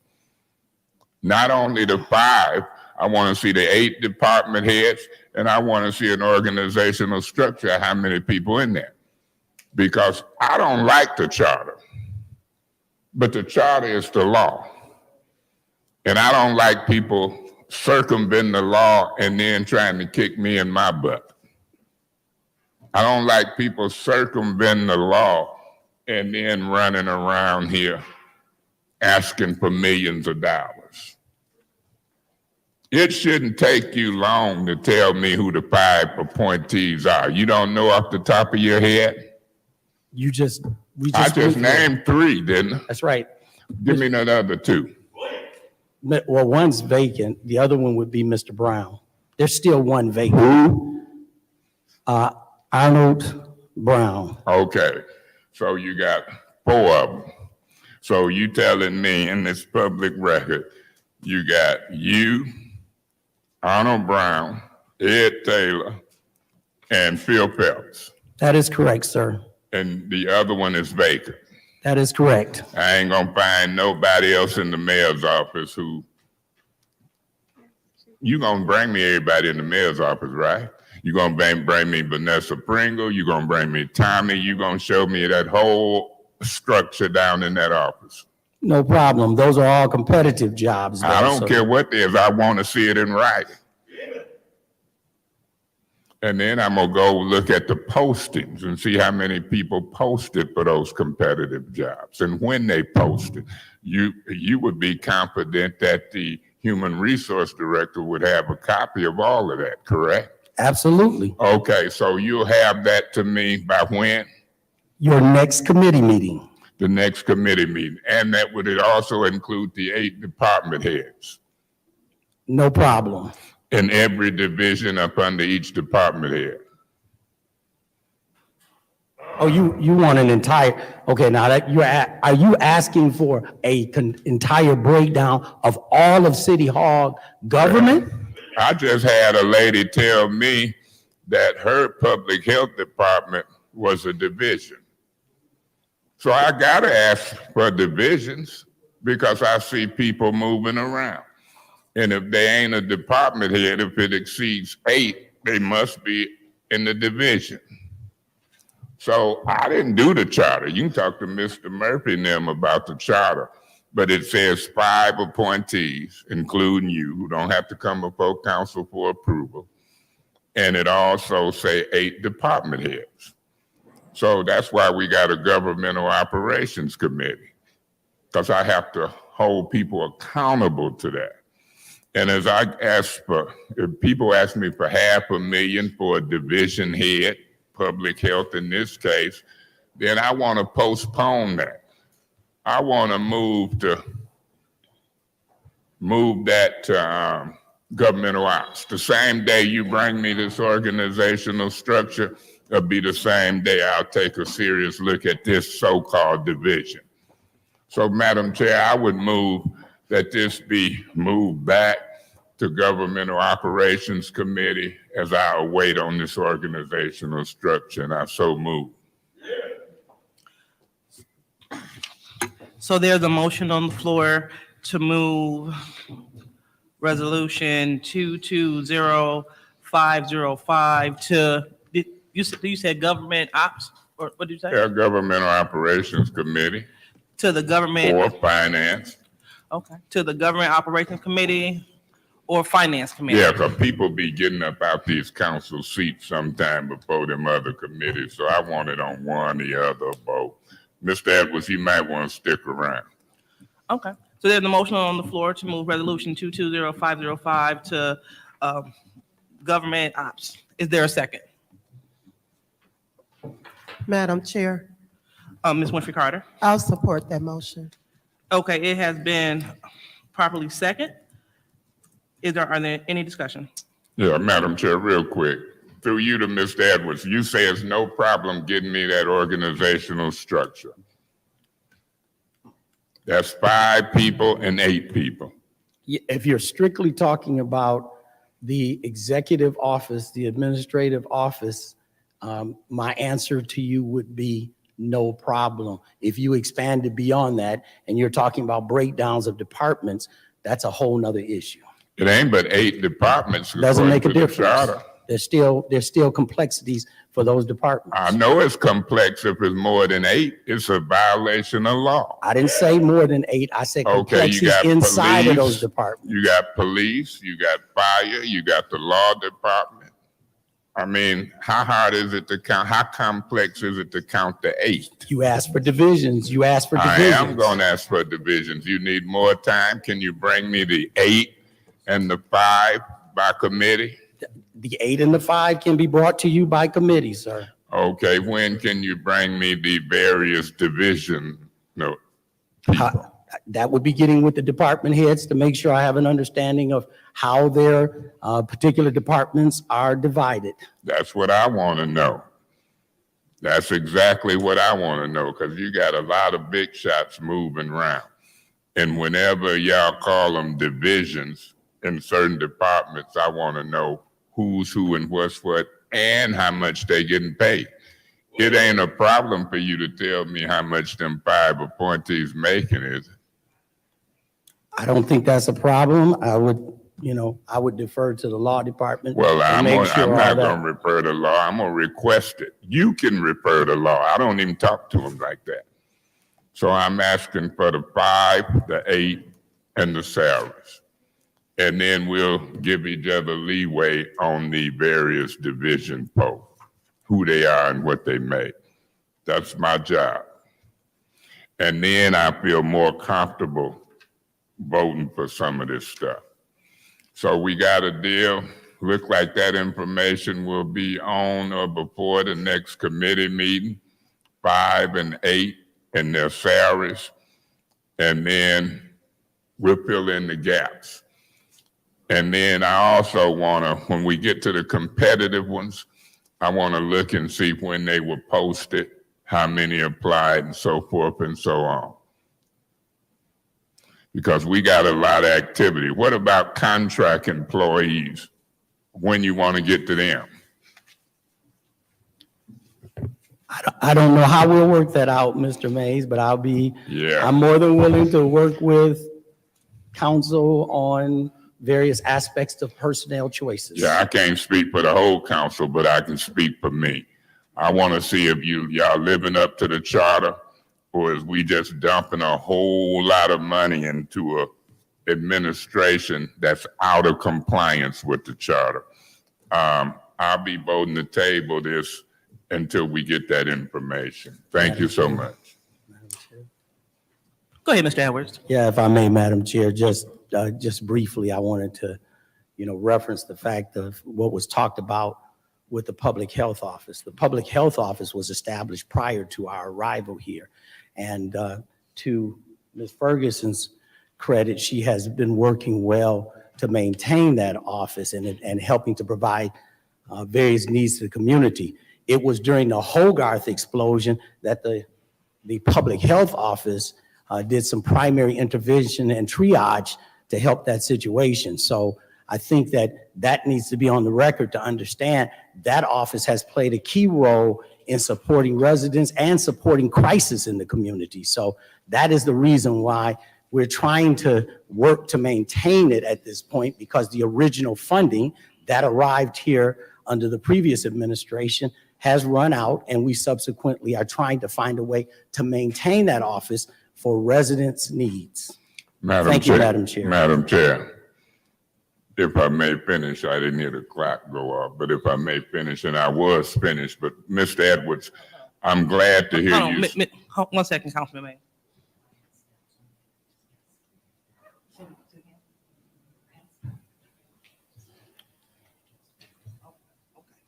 Okay, go ahead. Sorry about that. Go ahead. Yeah, Mr. Edwards. In fact, I remember when that public health office was established, Dr. Pugh, Pam Pugh and others was involved in there, Jamaica and others. And like I said, was grants. It was grant funded. The grants running out. We can decide if we carry on with it. I think we need a little more input. We can decide if we rename it, reorganize it. That's why I'm asking for these organizational structures. I think this council has just been turning a blind eye to what's been going on down there in that office as far as contract employees, appointees, compliance with the charter as it relates to department heads. And I think it's time to tighten up. We headed into a new 4-year term. We got budgets. This has been a new council. In my opinion, they've been slipping on some of that. So I can hear you advocating. I don't know what'll happen with this motion to send it to governmental operations, but we need to look at some of this stuff. I know the history of that office. I know what can and can't be done, whatever we name it and do. But to fund it with ARPA funds versus general fund money, budget time, what y'all ask for, what we give, I'll be curious to see if we can spend more time on this in Governmental Operations Committee. Thank you so much. All right, any more speakers in the second round? Point of point of information, this is the first round of the Oh, revised, I'm right? sorry. Thank you so much. So, yeah, so this is the first round of the amended motion. Anyone else would like to speak? Madam for- Chair? Mr. Pfeiffer? Yep. Real quick, I will be supporting sending it back just so that we can have more discussions because maybe there's just miscommunication on what this department does or their need, but Point of information.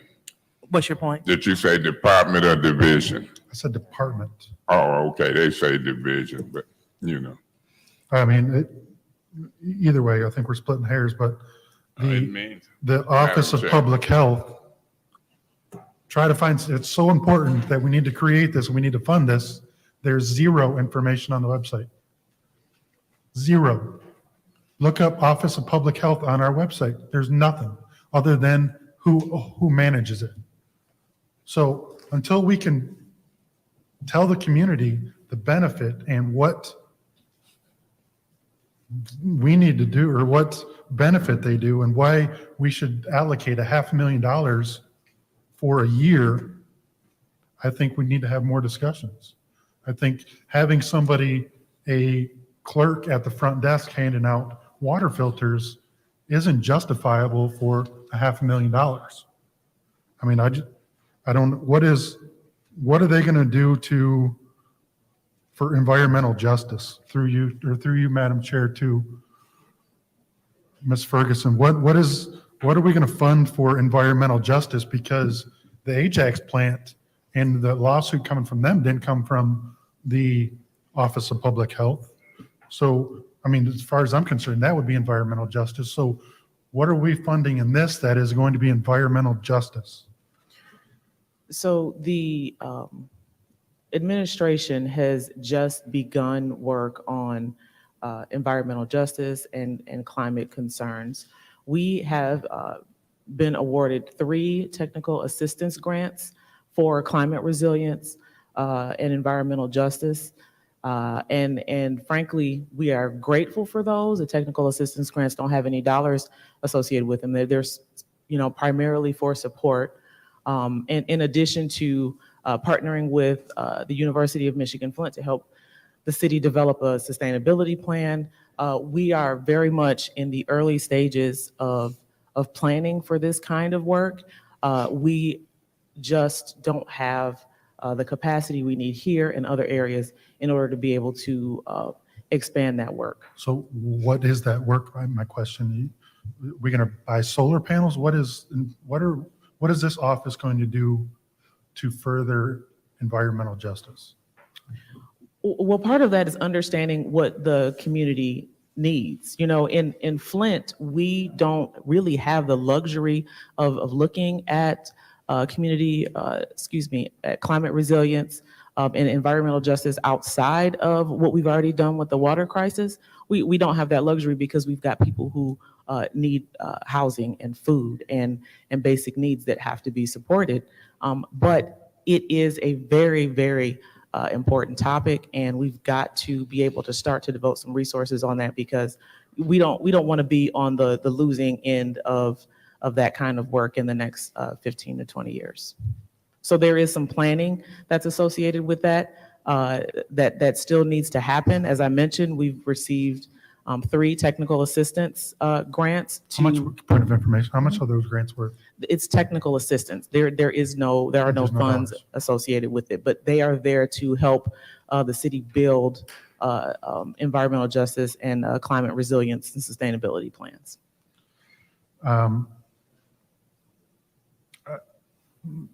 Mental health, substance abuse, isn't that Genesee County Health Department? Are we double? I guess other than providing a phone number for a resident that Dr. Lewis pointed to, we just pointed somebody to somebody else. So we were a forwarding service to probably G-Card or whoever helped with the water heater thing, but I just don't see, one,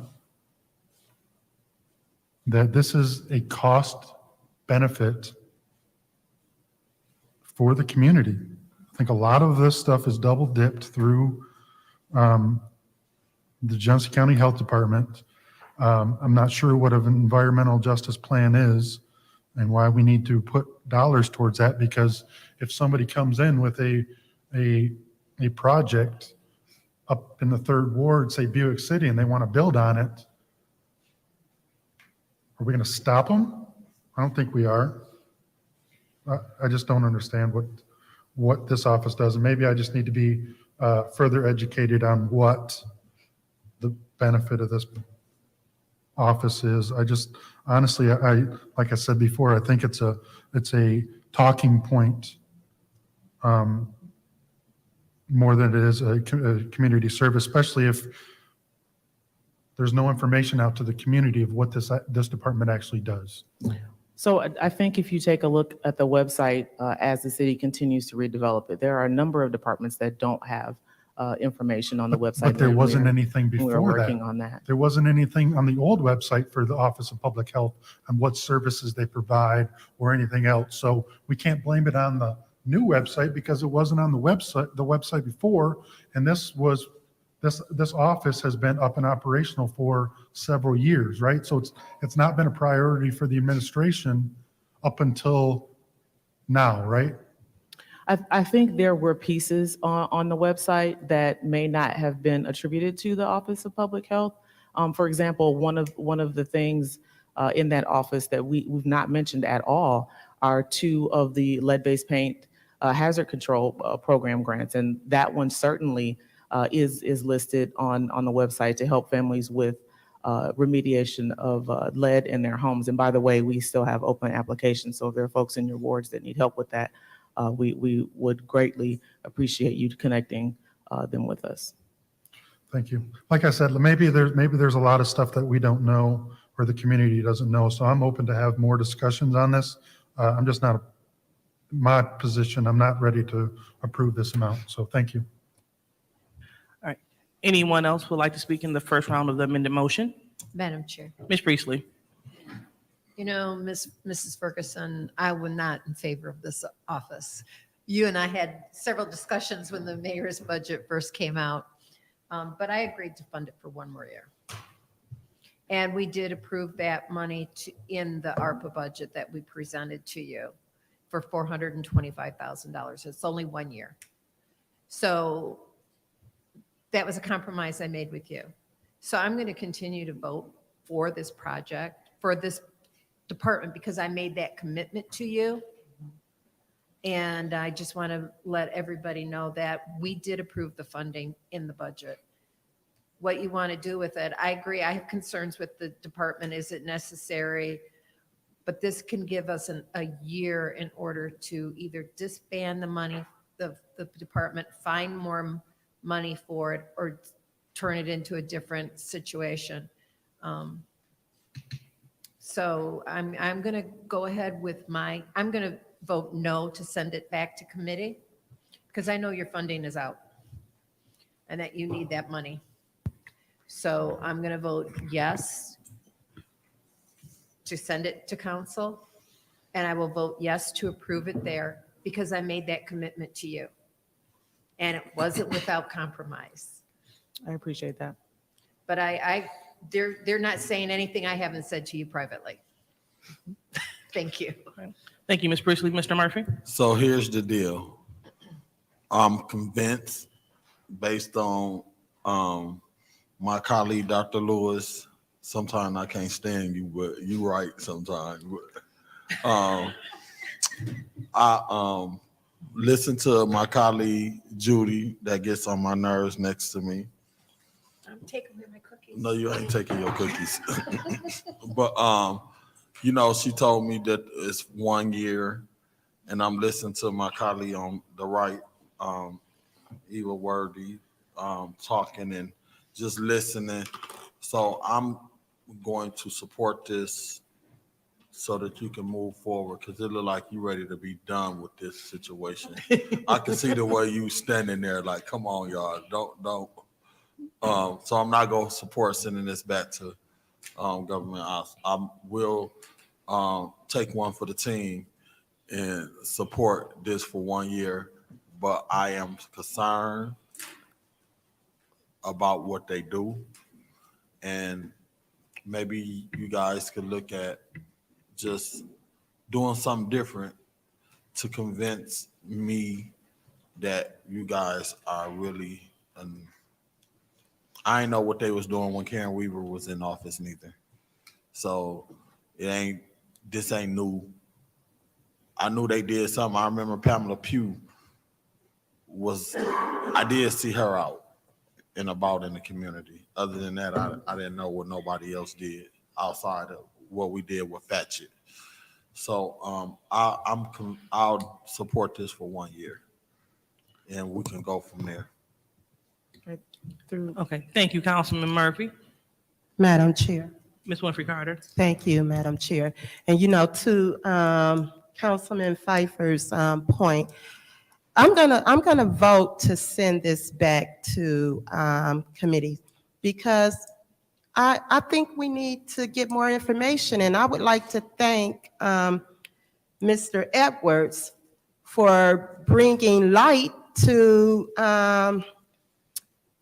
the Hogarth crisis. See, I didn't know that you guys helped. I didn't know that the public health department helped with that.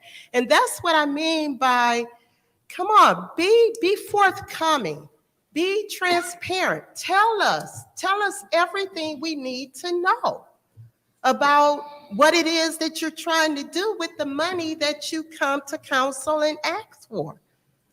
And I think things are being shaded. But that was good that he pointed that out. So it got me sitting here thinking, okay, well, all right, they are doing something. So I want to have more discussion about this department or division, whatever it is. I want to have more discussion. So I'm going to vote to send it back to committee, but it's not to say that I'm not going to vote for it, but I want to know more discussion. So that's where I stand. Thank you, Madam Chair. Through you, Madam Chair, to Councilwoman Winfrey Carter, if you don't mind. In my comments earlier, I did speak about the assistance they provided for the Hogarth explosion. They, in fact, worked 24/7 the week of Thanksgiving to make sure that residents were connected with whatever they needed during that tragedy. So it's been mentioned a number of times tonight already and in the past, yes.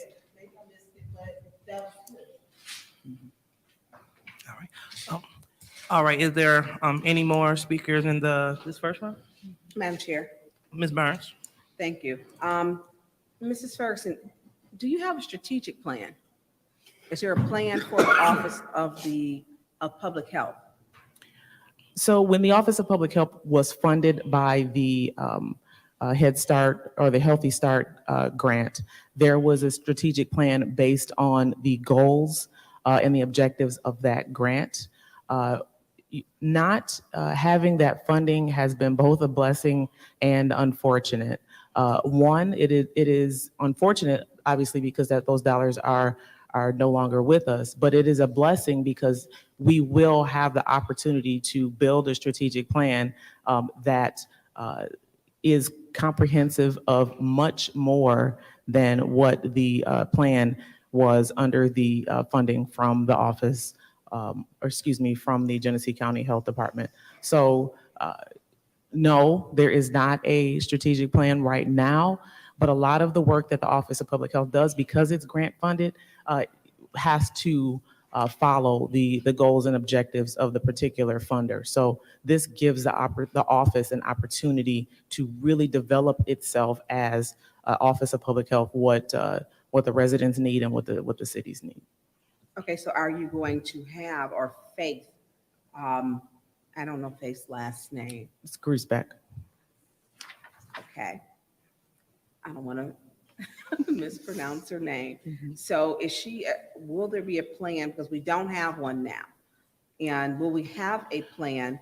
And would it also include the scope of work for the navigators? Because I think that I'm listening to my colleagues. It's as if we are asking for money for a department that we don't have a plan for, but we're going on things that they've done, and it's very randomly. In Hogarth Street, I see them at the help centers because I work the help centers. I help deliver or put the water in the food, so I see them there with the filters when you first pull in. So not having a plan is clearly because most people who work, you have a plan, you know which direction you're going in. And it doesn't seem we're going on past practices that there hasn't been a plan in the past couple of years. And I do know there was a plan, there was a strategic plan with that office prior, because we were getting service line filters, water tested, and all of those things should be in a strategic plan because they're still doing those things. And I hate to say it, we're putting this, and I don't think this is a small amount of money. I think when we're looking at funding this department and we look at the other, is it duplicating services that G-Card does, duplicating services when you call 211, and which will give you who will direct you, who to go to, or what agency. And also at Genesee County Health and Human Services. So it looks like it's duplicate. We need a plan. And that. I completely agree with you that the office needs a plan because again, we are at the mercy of the goals and the outcomes of our funders. The Office of Public Health, for lack of a better analogy right now, and you played whack-a-mole quite a bit. Just whatever issue popped up, they were able to handle. And so in that, the Office of Public Health has learned a lot about what the city's needs are and what they like to do as it relates to creating a strategic plan that's specific to the office, and then try to go after additional funding based on that, not be beholden to what the goals and the objectives are from a particular funder. I invite anybody who wants to come visit the staff Office of Public Health and actually listen to and see what they do on a regular basis. Yeah, I've met the workers. I have, and I've seen that department, even with who's managing that department. But we keep saying, give us money. We went through a water crisis. Then we went through a pandemic. There was still no plan. And who thought we would have had a plan? Nobody thought that. And so without having a plan, that to me is, and I'm listening to my colleagues, I will vote to send this back because I think we need to have a plan. I mean, it should be some scope of work. What are we planning? And even with, we have had two very serious crises that took lives, both of them. And we couldn't have planned, well, there could have been better prevention on the part of treating the water with the water. But with the pandemic, that just threw the world into something that we had never seen in over 100 years. So I would like to see a plan. I will always talk about a plan. But, I'm glad that you agree. So when you're talking about, I do agree with you. I also want to point out that with Ms. Grusbeck, we've got leadership of that office that has more than 20 years of experience in public health, and that has not been the case for our last two leaders in that office. And so we have a real opportunity here to expand the public health office and their scope of work and build a plan that reflects exactly what the public health needs are in the city of Flint, because it's way more than just access to clean water. you're right, you're correct, because they technically do everything that would affect, that we do, and getting them the resources. But without a plan, that part, how long has Faith, Ms. Gooseback? She's been here about 3 months, About 3 months. So she's got a lot to do. She does. And to catch up, a lot. I mean, and working through and then taking data and information and getting it to where it needs to be so that she's meeting the needs of the community. Okay. Thank you, Mrs. Ferguson. You're welcome. Anyone else in the first round of the amended motion? Okay, so I will speak. I will definitely speak. So we talk about giving them a plan. We talking about what did they do? Give them a year to show us what they're doing. Give them a year to tease it out more. Because if you have 3 open positions, it sounds like one of those people could help get the message out. When I spoke with Ms. Faith, she expressed that they don't have a social media presence. They need to fill one of these positions so they can have a social media presence. She said that they are currently working on their webpage on the City of Flint website. These are things that she cannot do alone. She needs a staff. She needs support. So let's go ahead and give them the support that they need so they can get these things done. We can't expect people to do things without the resources. It doesn't make sense. So it's already allocated in the ARPA plan that we set forth. Let's go ahead and support the residents. Let's support this office for a year, and we will let the data show. We will check back in 1 year from now and see where they are, and we will determine if they are worth the funding. That's very fair. So I don't want to go back and forth, sending it to committee, sending it back to council. I think if we just go ahead and do right by the constituents, do right by the office, fund them, hire your employees, produce some results, and come back. I think that's the best thing that we can do on behalf of our wards and this city that we're trying to move forward. Any more discussion in the second round? Madam Chair. Go ahead. Yeah, real quick. I want to try to make this brief. I try to count votes. I try not to waste folks' time, and people shouldn't waste mine or others as well. I count at least 4 council people who wanted to look at this a little closer. Committee meetings was canceled. People didn't want to be here for the holidays. We here. The quickest and easiest thing to do was to be courteous and send this back to committee. Ms. Ferguson said to this whole council, we've got funding to the end of this year and some other funding in the first quarter. This wasn't time sensitive tonight. Mr. Murphy, I'm used to him switching back and forth at the drop of the hat. Ms. Priestley, look what you said. We voted on an ARPA fund budget. But look on page 3 of this agenda. You got 1, 2, 3, 4 change orders in the budget. You got budget amendments. I've been down here going on to 10 years. And if you believe you can vote on a budget in June and they ain't gonna do budget amendments or change orders, you're a little naive. So the argument that we voted on it in an ARPA fund budget don't even move me. Because that ARPA fund budget, just like the general fund budget, gonna be amended and changed throughout the year. You've got 300, 400, 500 people reaching out, residents begging for y'all to take action. And they don't have to beg, they the boss, demanding that y'all take action on ARPA funds. Ernst & Young came up with 7.6 million. I done got to the place with the majority of this council, I could care less what you do. I'm gonna fight for residents. I'm gonna fight for the 7.6 million that I know right now that they reaching out for. I'm gonna fight that ARPA fund budget be amended just like the general fund budget.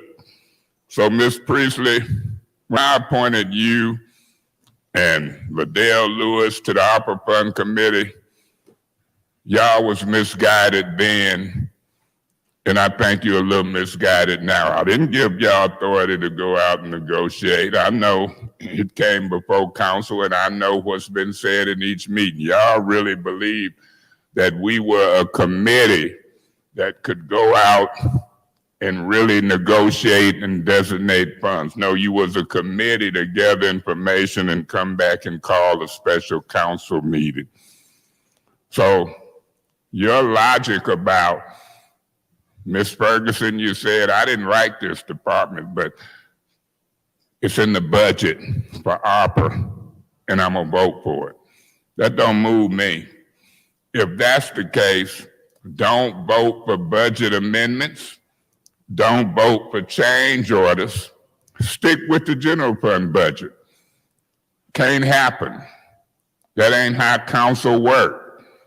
So the logic not to cooperate with four council people, Quincy say, I sit by him, he laughing and doing, I sit by him, I'm gonna change my mind, I don't need no more information. Well, I do. I got 2 council people calling at the department and Mr. Edwards standing calling at a division. Ms. Ferguson, my position was to get more information, talk about it a little more and see what I want to do. 5 of my colleagues, I'm gonna predict, don't want to do that. They want to pass it for you tonight. I've heard the logic of 2 or 3 of them. And it's falling on deaf ears with me. It's not time sensitive. They didn't have committee meeting during the holiday. They're here now.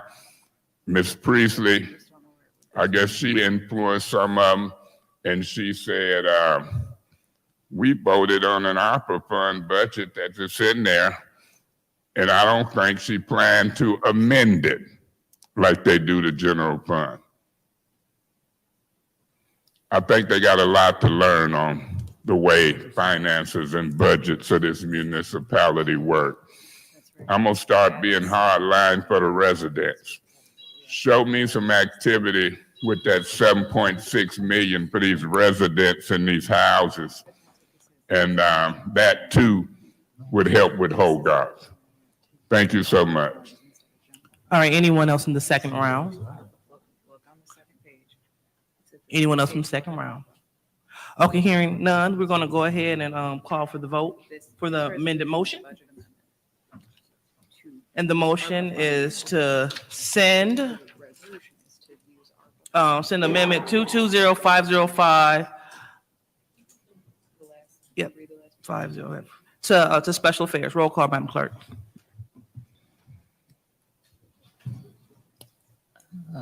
To government ops or. Oh, I'm sorry. This is special affairs to government ops. Ms. Winfrey Carter, Yes. Ms. Burns, Yes. Ms. Herkenroder, No. Mr. Pfeiffer, Yes. Ms. Worthing, No. Mr. Mays, Yes. Ms. Lewis, No. Mr. Murphy, No. Ms. Priestley. No. Vote is 4 yes, 5 no. The vote is 4 yes, 5 no.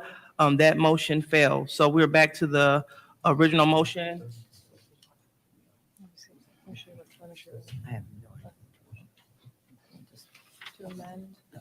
Okay, so now we're back to the original motion.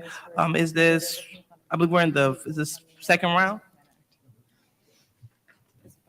Call the question. All right. All right, Councilwoman Worthing has called the question. Support. It has been supported. Roll call, Madam Clerk. And a roll call on the motion to send to, I'm sorry. Oh, my fault. Thank you. Roll call and call the question. Ms. Burns? The fiscal year will, but the funding will not because the No. funding is ARPA. Ms. Ms. Hergenroder? Yes. Mr. Pfeiffer? No. Ms. Worthing? Yes. Mr. Mays? No. Ms. Lewis? Yes. Mr. Murphy? Yes. Ms. Priestley? Yes. Ms. Winfrey Carter? No. Vote is 5 yes, 4 no. Motion fails. The vote is 5 yes, 4 no. That motion fails. So we're back to the original motion. And we are in the second round. So any speakers in the second round? Any more speakers in the second round of the original motion? Madam Chair, have I spoke? No. So, to Ms. Ferguson, I have some confusion. I'm trying to figure out here with Councilwoman Hergenroder. This was already funded in the budget, right? Weren't positions already funded in the budget for this? In the city's budget? Yes. No, sir. They are In the- all listed as grant-funded positions in the city budget. I thought that there was, so these are zero funded by the budget, by the general fund. But I thought that there was a split hybrid of some where maybe it was 50% funded through grants and the other was that's not the case? That is not the case to my knowledge. Since I've been here, that department has been 100% grant-funded. Okay. So this fiscal year 23 ends in 6 months, correct? So That's correct. this is a budget amendment for the fiscal year 23. So this budget amendment for 421,000 is going to expire in 6 months. So this 421,000 is for 6 months worth of funding? It should be for one year of funding. I think there is something there that mentions, or until the grant funds have been expended, which would be, as we've calculated for salaries and fringes and the like, for 1 year of funding for that office. But we are the funder, so we're saying that for fiscal year 23 budget or until you expend all of the funds, is that basically what it is? Yes, that's correct. So can you tell me what the $50,000 professional services going towards? There are a number of plans for professional services. One would be services for example, I've already mentioned this week that we have the vaccine clinic. So that is something that the Public Health Office would not be able to do. I do believe that we are able to hold that clinic right now through partnerships, but I'm using that as an example. I don't have a list right in front of me of everything that they've asked for as it relates to that is concerned, but services that the office is not able to provide directly. In the case, like I mentioned, vaccine clinics, we would have to contract out to someone else. We don't have any medical professionals on staff, essentially. So we are not able to physically administer the vaccines. That's just one example. Point of information. I Ma- can't ma- hear the example that you gave. Could you repeat that? We have a vaccine clinic happening this week, I believe on December 1st.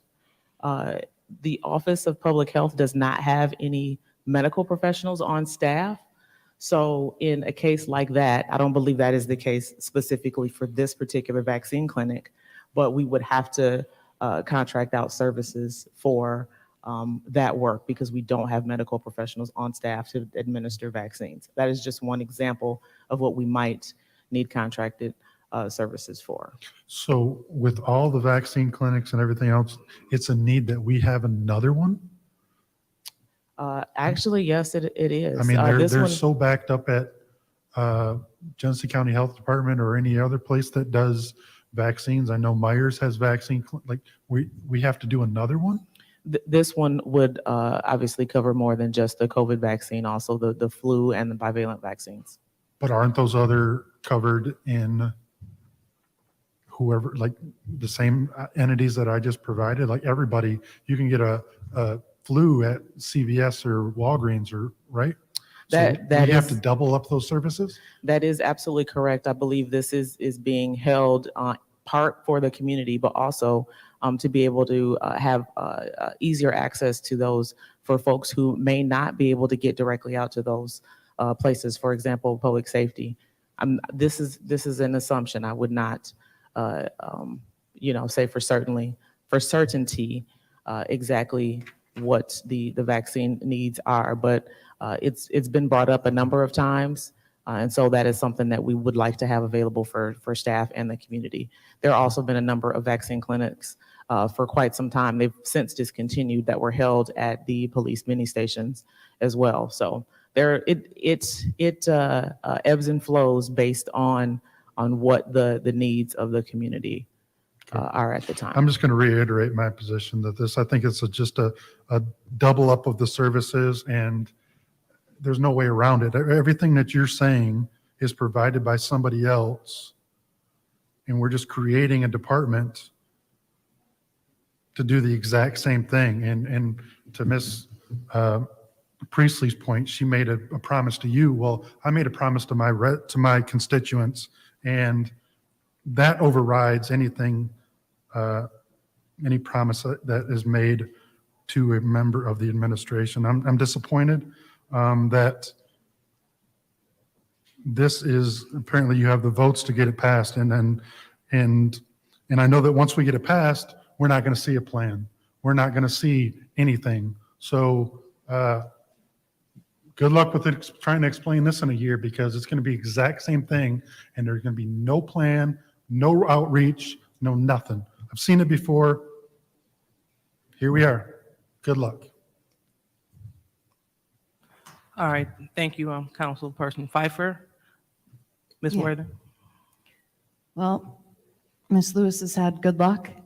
I appreciate your testimony of sending residents to the public health office. I have no problem explaining to my constituents that I chose to keep a service instead of get rid of it, just because I may not have taken the time to completely understand it, because this has been over and over. Like, I feel real sorry for you, Ms. Ferguson, because you've had to repeat the same stuff. Residents need the support. I think some people need to go in one-on-one, maybe to fully understand, take a tour, like sit there for some time to see like phone calls being made or things like that. Just, I think it helps sometimes when you're actually there, because many of us here we don't have to take public transportation. We have our own cars. We can afford to go wherever we want, when we want. And things like vaccine drives go where the people are. And so when we don't ourselves have the need, it's kind of hard to understand why we might need the services here. But if anything, just having someone here to point people in the right direction is something that's essential. So based on everything that's been said, I don't think that this is a waste. And I fully can explain to my constituents this needed service. Thank you. Thank you, Ms. Worthing. Anyone else in the second round? Anyone else in the second round? Madam Chair. Ms. Burns? Thank you. I actually I understand, Mrs. Ferguson, where you're coming from. There's no plan. And when we don't have a plan, nothing gets changed. If there was a plan, a strategic plan, along with having a scope of work, and I know what they do. I've seen what they do. And then I've had people actually text me now and saying, they would like to see, certain things done because people are watching, so when we talk about being in connect with the community and community members, I used to be able to get filters everywhere. Not only at the help centers, which are Monday, Tuesday, and Thursday, Bethel, Greater Holy Temple, and Asbury. You could also get them at the senior centers. And we haven't been consistent. And I do understand with the pandemic, but I would like to see a plan. And if we don't have a plan before, and it's just like we keep asking about a public safety plan, we keep asking for these things and we don't get it. And we can keep saying, okay, I'll do this, in a year, or we'll hopefully, and I believe you will. I've worked with you, and I believe you are a very task-oriented person. There was a lot of sticky notes on that wall, but you, but you are a very task-oriented person. And I do understand when we talk about, with Faith having her experience, but the first thing she should have had in that department was a plan to organize it, to execute what her plans were and the scope of work. In order to change it, she has to know what she's going to change. And it does touch every part. It would not only touch that, it would also touch the fires that have happened in the Regency's apartments where they burnt down. So it would have done that, would have affected them also. So it affects all of those things if we're talking about public health and the safety, but then we duplicate Red Cross, which show up for some of these things we're talking about. GHS, like I said, in the 211 service, a lot of them are duplicate. You can get a shot at VG's, the grocery store. I mean, you can, the clinics, but I think the clinics are for mainly city workers. Is that correct? I have never attended one, but I do know we get the emails. They're for anyone who needs them. Oh, they're for anyone? Yes, I believe they're for anyone who needs them, yes. Okay. And I thought they were just for city employees, but no one likes to, it's not fun getting none of those shots. But I don't think and I think that goes to the plan. How do we get it out over media? How do we let people know the services are available and what they are doing? I mean, it's not the responsibility of just one, like the council. Like I said, I've worked with them. I know what they do, but does the public know? And from a consensus, when we first started talking, no one knew. And the scope of work and a strategic plan before you ask for money should be done. So I do want to point out that, again, we mentioned that this resolution has failed previously. Yeah. With that resolution, there was some documentation sent by Ms. Grusbeck that outlined what she would like to do with the office over the next year or two. However, that it is very difficult to plan when you're unsure of funding and when there are vacancies that need to be filled.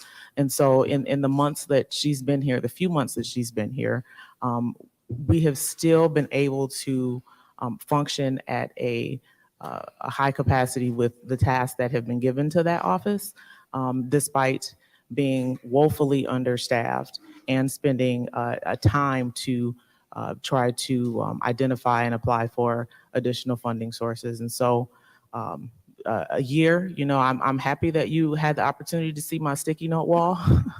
It is changed quite a bit, but it's still there. But I don't agree with Mr. Pfeiffer's statement about it being the same a year later, because that's not how I work. And so I can say with assurity that if we are able to continue funding for that office, one, the work is not duplicative, because we have the ability with the public health navigators to have a hands-on, direct one-on-one contact with the residents to help guide them. That's why they're called navigators, because they help guide people to the services that they need. They will help you, they will sit there with you if you have a reading deficiency and help you fill the application out. There is nowhere else in the organizations that have been mentioned tonight that we are very, very happy to partner with, where they're able to provide that level of service and support. And we know what Flint residents need, and we just really want the opportunity to keep those services going and then expand on them. We understand that a plan is needed. It is absolutely positively needed. I am the queen of plans. I want a plan. However, it is difficult to build that plan when you don't have staff and you're unsure of your long-term funding. Who does Mrs. Gooseback? Gooseback, yes, Who does she report directly to? me.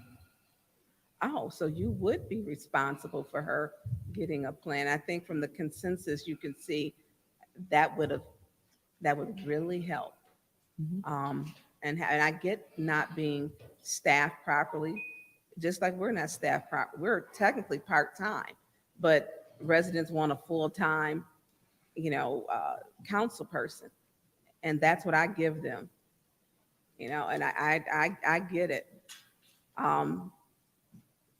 So I'm kind of, I wish you had, but I know you.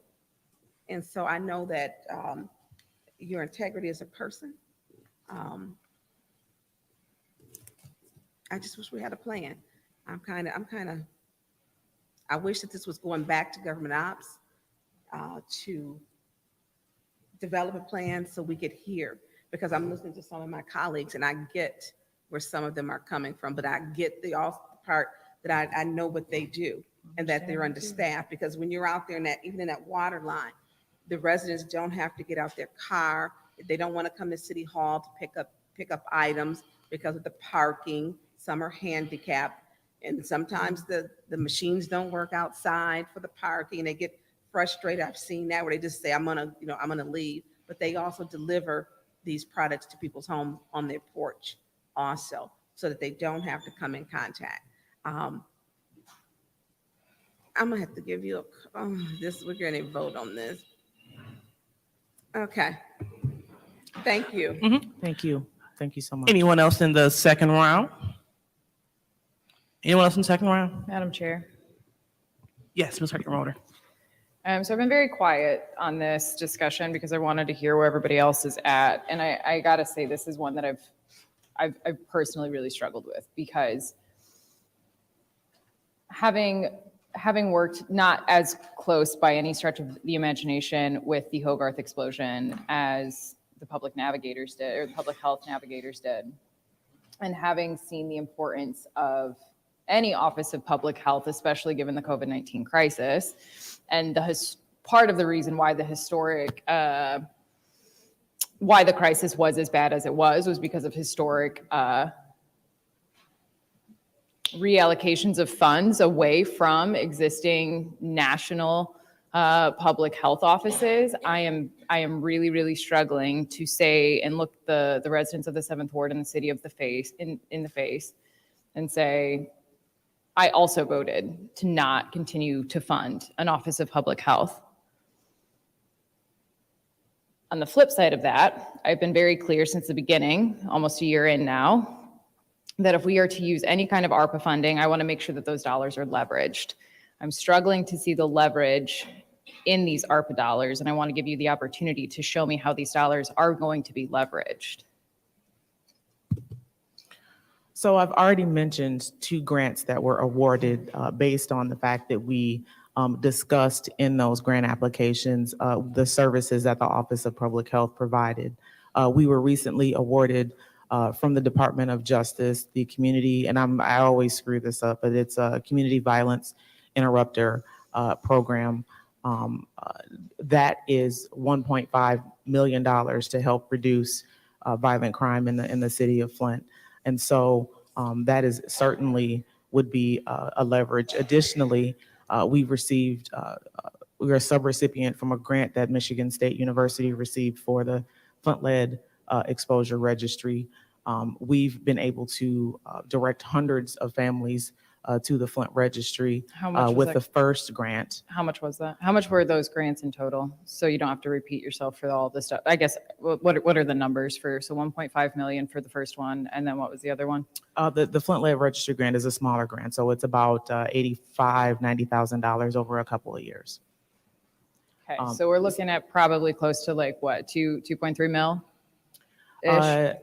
Yes, we do have some other things pending that would also leverage the work of the Office of Public Health. Okay. Thank you for those numbers. Hearing more about the leveraging and also understanding that if I am understanding this resolution correctly, it is not that we are authorizing the spending of the dollars tonight. Well, also we're still in committee, but rather authorizing the budget amendment so that we can pay for these dollars with ARPA. If that's how the language is reading to me, given that information, coupled with the dollar amounts for leveraging, which are what I'm going to guesstimate around $2.3 million, I am comfortable in supporting this resolution to go to council tonight and then to approve it tonight as well. And with that being said, I am finished. Thank you, Ms. Herkenroder. So since everyone else has spoken, I will be the last to speak. Question for you, Ms. Ferguson. So if more grant monies come in, will you offset the amount that you're requesting from the ARPA funding? Yes, definitely. Okay, thank you. Yeah, you can have a seat. All right. We can't continue to kick this can down the road because it's a need. If us talking about, what they do, what they have done and what they're actively doing and what the residents say about that, if that's not enough, I just don't know what to do. So let's give this office the resources that they need to be functional so they can come up with this effective plan. Because let's be honest, we do things antiquated here in the city of Flint. We expect you to go out and do great things with no resources. Show me where they do that at. We can't do that. So let's give them the resources that they need to get this done. And just like my council person in the 8th Ward said that, that it won't happen. I challenge you. Because when you have engaged council people that's working hand in hand with the community and administration, we make sure that it's going to happen. And one thing that I will do, I will work hand in hand with this office to check to make sure that we get it done. I've seen Lottie, Ms. Ferguson, work in a professional capacity over a variety of positions throughout this city. And she has a track record for getting things done. She's not only leveraging funds, she just said, we will preserve the ARPA funding if more grants come in, and she have more grants in the works. So let's stop kicking the can down the road. Let's go ahead and give them the resources to put this plan together. You need capacity for a plan. Let's give them the capacity. Let's allow Ms. Faith to continue to serve. She's been here 3 months. Let's give the lady what she needs to be effective. Yes, this office was started underneath another administration, but let's give it what it needs to be strong underneath this administration. It's only fair. It's only fair to the guy in the wheelchair who I witnessed riding in the street, called the public health office, and they came out immediately to give him the services that he needed. Let's go ahead and do it for the resident in the 2nd Ward who was a victim of malicious burglary, sitting in her house cold until she reached out to the office. Let's do it for them if we don't do it for anyone else. And it's not going to take any sweat off our brow or any money out of our paycheck to help the citizens and fund this office while we help move the city forward. I'm definitely standing in support. And as you all know, I initially voted no too. But my yes vote after I tested the system, it's going to stand. So I want to continue to watch and want to continue to work with so we can, again, do things the right way here. We've been doing things too wrong for too long. So with all that being said, Madam Clerk, we have a motion on the floor for Resolution 220505. This is the funding of the public, the Office of Public Health. Roll call. Ms. Herkenroder, Yes. Mr. Pfeiffer, No. Ms. Worthing, Yes. Mr. Mays, I abstain. I don't believe the proper conversation has been had on this office issue as well as the ARPA funds as a whole. Ms. Lewis, Yes. Mr. Murphy, Yes. Ms. Priestley, Yes. Ms. Winfrey Carter, No. Ms. Burns. Yes. The vote is 6 yes, 2 no, 1 abstention. The vote is 6 yes, 2 no, and 1 abstention. The resolution 220505 will be sent to council. Okay, next, I will go backwards because I went out of order. Please excuse me. We want to go to resolution 220494, the sale of city-owned land, Blaze Avenue, and 2130 Mayberry Avenue, and Glenn's Happy Home LLC. Yes, Ms. Priestley? There's been a motion made to send it to council. Is there a second? Support. Supported by Councilman Murphy. Any discussion? Yeah, Madam Chair. Mr. Mays? Yeah, how was this land acquired through you to Mr. Edwards? Do you know? How and when was this land acquired? And is it any property that's occupied? I believe this is a question for the legal department. This is, you're talking about 449, is that correct, the lease agreement? I'm gonna make sure if I'm on the correct one you're talking about. Yeah, whoever can answer the question, I want to know if this property being proposed to sell, is it occupied? When was it acquired? Because if it was acquired through the land bank, I want to know what part of town is it in? Do you know that? I'm asking again, which number were you on? I'm sorry, I didn't catch the Which number. resolution? Yes, please. It's on Mayberry Avenue, right? Blades, 2130 Mayberry. Yeah, 220494. Yeah, this is the one that I said, that I mentioned that, yeah, Ms. Wilcox would have the definitive information for you. Unfortunately, she couldn't. Well, why would I vote on something that ain't got a definitive explanation at this time? Well, I think at the point, she didn't expect not to be here to be able to answer questions. Okay. Yeah, she called me, she notified me this morning. Okay, I didn't separate it. I'm gonna be quiet and wait to see, but I'm watching all of this city-owned property because I'm concerned about the people on Holmes Street and Fleming Road and Holbrook who been waiting to get their property for 4-5 years now. I mean, it's ridiculous. You got people in property waiting to get it 4-5 years. And I would be, to me, a stupid council person to keep voting on the sale of city-owned land.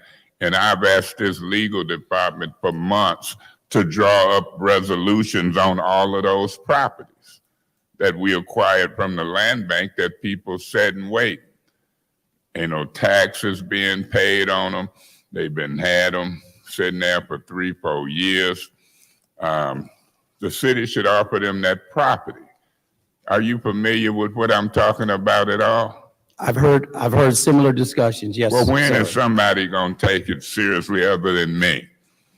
So I'm gonna bang on this property for these residents in that pilot project, just like I'm gonna bang on them 300-400 applications for home improvements.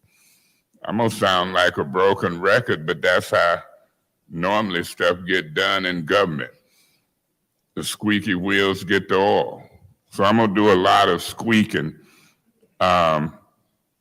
People is wanting city-owned property. The administration and legal is getting resolutions drawn up. The city charter say that any council person can ask for resolutions to be drawn up. But this first ward councilman's request that's even been in writing has fallen on deaf ears in this legal department, and you want me to ask the legal department something? You see how I said that? I want them to do what I asked them to do and bring me them resolutions. And then if Suzanne Wilcox is the person with the knowledge, I'll wait to hear from her on this. I done just threw up my hands. The majority of these council people can do what they want to do. I've been sitting there for 10 years and I'm gonna do what I think the people want me to do and what I think in my mind, heart, and soul is right. Is it something you want to say, Mr. Edmonds? Well, just on understanding and getting some clarification from you, are there procedural difficulties? You mentioned about some properties and you mentioned about residents, I guess, that have wanted to acquire properties. Has there been some procedural barriers or some type of barriers that they've been experiencing as a part of this, as it relates to working with the department, or what is it that you are indicating in that statement? Under the old council, in a couple cases, it was a price barrier. And the price difference in some cases was whether the city sold it to them for $1,000 versus $3,000. And the reason I was pushing for $1,000 because the land bank had signed an unlawful contract with them before they knew the council would keep the property. And so we was trying to mitigate some of those damages. Some of them had paid money to the land bank. So we was trying to mitigate. The land bank might was selling it to them on a land contract for $3,000 rather than keep the land bank and or the city from being sued. We came up with a suitable price for them for $1,000. Some of the council people wanted to sell it for $3,000 and we couldn't get off the dime. The previous council passed a policy, or there was a policy developed, and it was the disposition of property that we had acquired from the treasurer's office. And so procedurally, I thought that was okay. Price-wise, you know, we should have been and settled some of these. It's about 10, 11, 12 properties. And so if that answers your question, you know, I'm open to talking, but I really want them resolutions drawn up just as I've requested for months, and I haven't got it yet. I didn't separate this, as I said. I'll wait to see what somebody say, but I'm trying to see if Blades is one of these properties or what's going on here. And I still stand by my position that we selling a lot of city-owned property, but we carrying a lot of liability because we won't get off the dime and get those people their property and get it out of our hands on the ones I talk about. Thank you for that first round of discussion.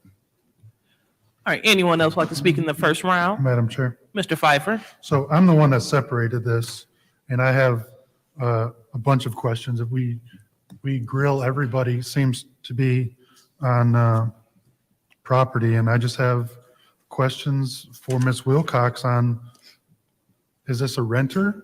Is this a landlord? Because it's going to a company in a residential neighborhood. So are they a landlord in the city? Are they behind on their taxes? How many other properties do they own? Are they up to date on their water bills? Like all of those questions.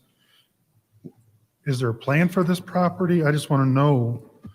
I'm for all getting these off of the tax rolls, but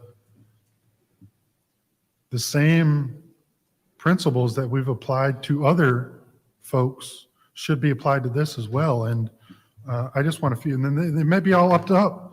I mean, maybe, I don't know why it's under a business name if it's going to a resident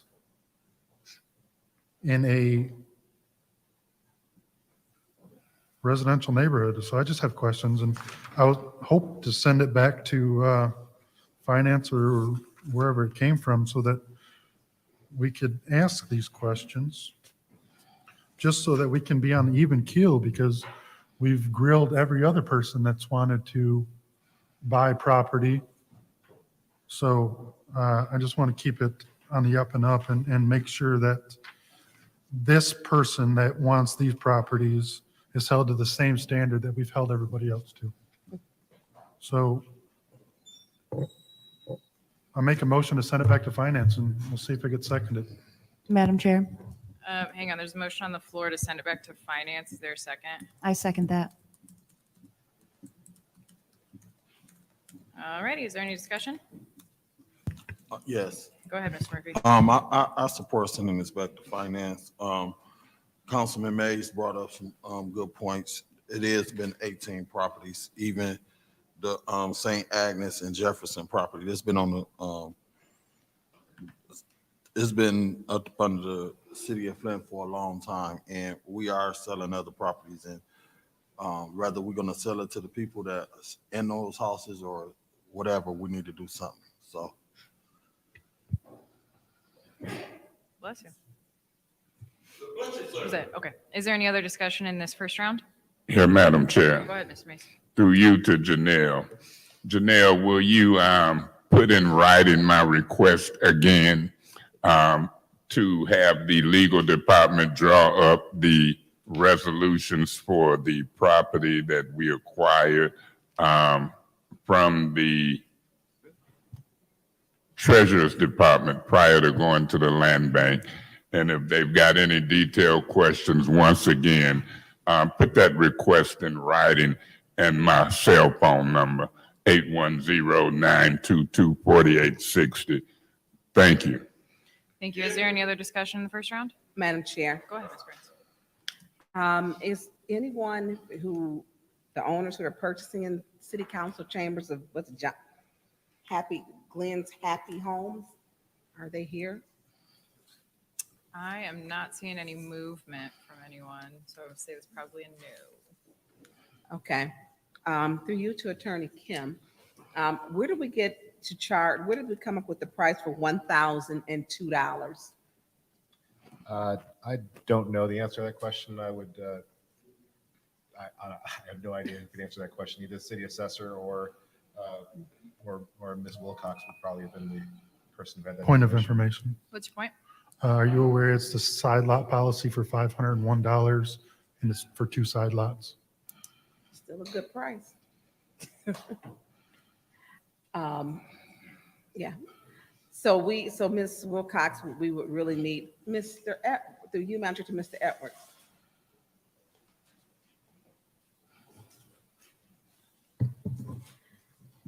So Suzanne Ms. Wilcox could not make it, and then so you could not speak to this. No, Councilwoman, I cannot, not those particular questions, no. Because we're selling city property, and it's been a big to-who when House of Esther has had, and we're willing to pay $108,000 for an extremely dilapidated parcel. And we're moving city property, and just randomly. House of Esther still hasn't gotten any response, or, I mean, at this point, it's ridiculous at this point. They weren't evicted. They still, asked to purchase it. You've got the other Jefferson School. I took RL home, and you could see trash over there. We keep holding on to properties, and they just become further dilapidated. Someone hooked a chain to the doors of the school at the House of Esther and yanked them off. I mean, so the longer that they sit, and we look at how much we're to get a property repaired back to, I don't know what you call it, status where it can be sellable or to be used again, it's just not. So do we have a list of properties that the city owns? I would like a list, or how do we get that? a list of properties exist. I know on other occasions when we arrived here, meaning the administration, I know that Ms. Wilcox mentioned that, you know, such a item listing all the properties, city-owned properties does exist. I know I found out through Communities First. I had a meeting with them about finding dilapidated properties, which was really helpful for Corona Road, which is now my area. And I would like to see if we could have a list, because that would, I mean, I think we should be afforded to look at that. But $1,002 and for side lots at 501, and we put the people who wanted to buy a side lot, an irregular lot for that car dealership, we put them through a lot. We put them through a lot, and they showed up. And they had architectural plans, they had different elevations. The price wouldn't start, and it was at $5,000 for one side lot, one. Then it went down to, well, let's give it to them for $1,000, or was it $1,500? Then it went back up to $3,000. Then it went to, or was it $3,500? It was just ridiculous. And here we have someone who's getting two lots for $1,002, and they're not even here. There's a different set of expectations when it comes to who's buying the land, who's getting it, and who's receiving it. I mean, it's just two different sets. And I don't like it. I don't like it because it's not fair to the residents of the city of Flint that when they come here and they say, hey, I want to purchase property, we go beyond the scope and even asking of what's in and what's not in the property disposition policy. And how we are scrutinizing them. We don't have Suzanne here. You can't answer any questions. Suzanne's not here. This, I can't, I'm not gonna agree with this because the House of Esther, which is a project that benefits the community, homeless teen moms, teaching them life skills and changing the trajectory of their lives. That's what that project does. We just hand out property clearly to everybody else. They don't even have to come to council. But if we compare that even to with the auto dealership, they had everything that was on those boards and passed out the blueprints and what they were going to do. And here we have not one question can be answered. And the owner of Glenn's Happy Homes is not here to even answer questions from council. I will not be supporting this at this time without Ms. Wilcox not being here and with you not having any knowledge, Mr. Edwards, of the property being sold. I would like to request a copy or everyone to be shared with the council of properties which are available to or for sale, which are city-owned properties. If I could get that, Mr. Edwards. I know it goes through you. Yeah, Madam Chair. Go ahead. Yeah, that would be correct. It does. And I don't have any, I'll get with Ms. Wilcox. I don't have any problem with providing that information. However, email is fine. Do you want me to CC Suzanne? Yep, you can CC her on it. But with respect to the different, the different circumstances, I do believe that, and I do recall the circumstances you were talking about and the property was being sold, there is some relevance to how property is zoned as a part of this process. And I know that Ms. Wilcox has brought that up before.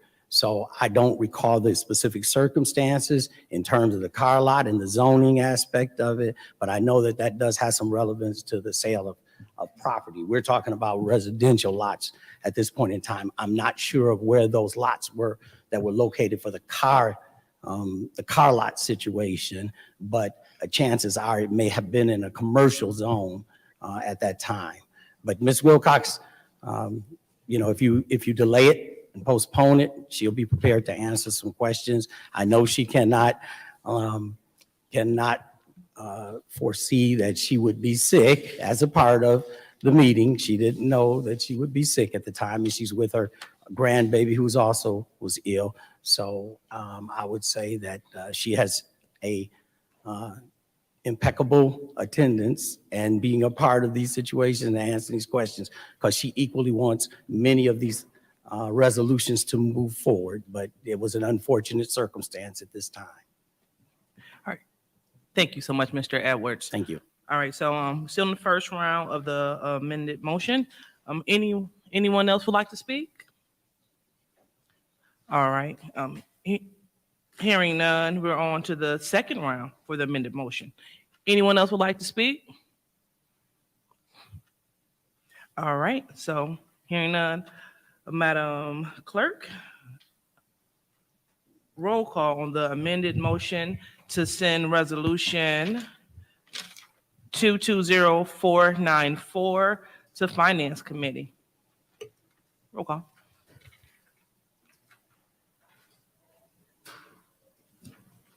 Mr. Pfeiffer, Yes. Ms. Worthing, Yes. Mr. Mays is not in, Ms. Lewis, Yes. Mr. Murphy, Yes. Ms. Priestley is not in, Ms. Winfrey Carter, Yes. Ms. Burns. Yes. Ms. Herkenroder. Yes. Vote is 7 yes, 0 no. This other separation.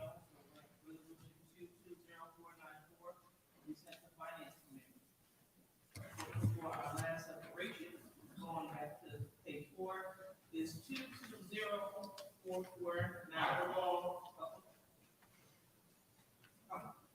Thank you. I'm so sorry.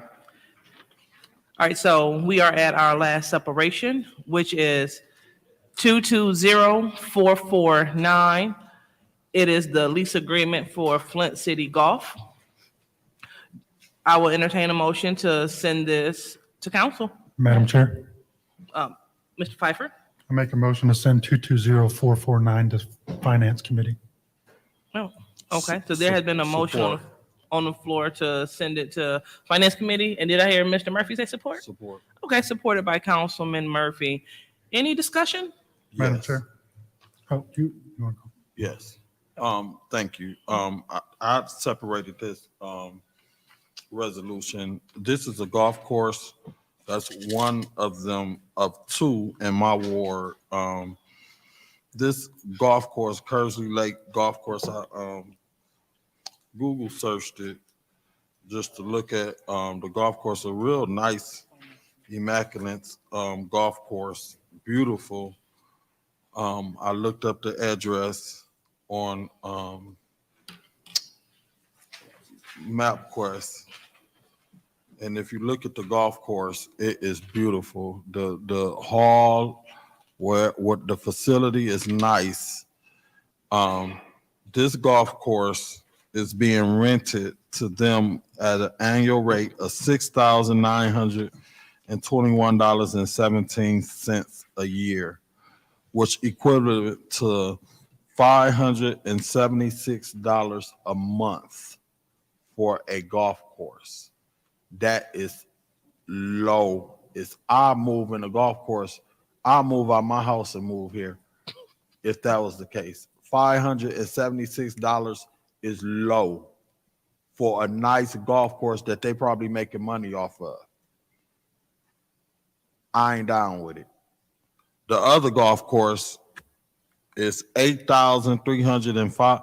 I mean, you got people building apartments and charging way more than that for a little bitty apartment. Look at all of these apartments downtown that they done built. They going for way more than 570. You mean to tell me I could get a golf course for 500? Absolutely not. I won't be voting and supporting this. I don't know what deal they had before I was elected, but no. The other golf course, the Kersley, the Swartz Creek Golf Course, is $8,305, which equivalent to $692 a month. Something wrong with this picture. I'd rather put it out and let people bid on it and see what other people will want to, and if don't nobody got it, then yeah, we could go there. But to give this to somebody for 5 years for $576 a month, no, absolutely not. So until they can show me something, and yeah, they might be paying the bills and the maintenance and all of that stuff, but no, that's just a low blow for me. So I'll be sending it back to finance. That's it. Okay, thank you, Councilman Murphy. Anyone else? Thank you, Madam Chair. Through you to Attorney Kim. Attorney Kim, you were appointed as the person responsible for this resolution. Can you provide light on where the dollar came from and where it came from and how it came to be about that, a dollar amount? My understanding is that the prospective tenant or lessee here has been basically managing these golf courses for a number of years now. I believe it goes back, frankly, to the time when the emergency managers were here. So it actually predates me, or just simply or right after I got here, essentially. Looking back at the original contract, if I recall correctly, essentially it's a continuation. It's largely a continuation of the prior fees that they were paying us for this, with essentially the same. There was a built-in increase in an annual basis, and that's essentially just been continued in this current draft. Okay. I just echo my colleague in the 3rd Ward that these are crazy dollar amounts. I think this should go out to bid. I think it needs to go out to the highest bidder, or we need to put it on and sell the property, because $5,000 or $6,000, you take cash or check, because I'll pay that just so I can golf for free. I know Swartz Creek, even though you spelt it wrong totally on the resolution, has 27 holes. So it's a golf course and a half, and we're giving it up for $6,000.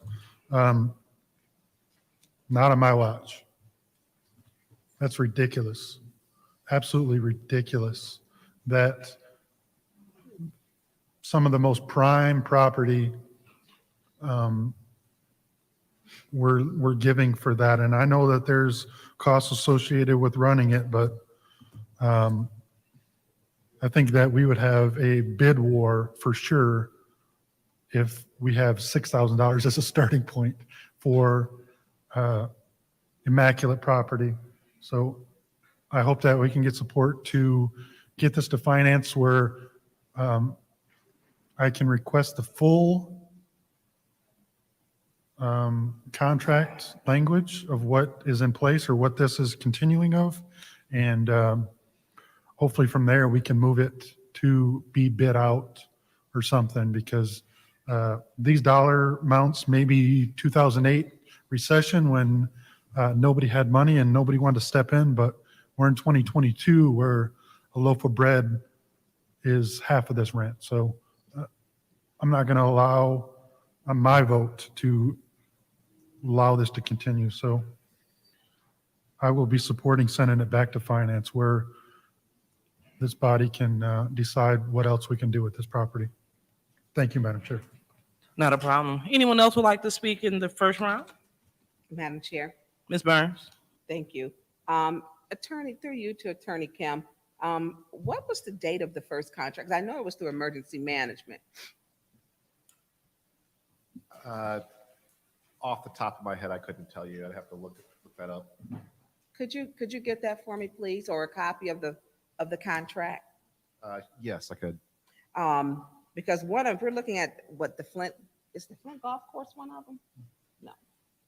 One of them has a bar, because I've gotten even, and in the bar part, I think that's the one with the 27 holes, 8, I believe, Swartz Creek, and that they have a bar.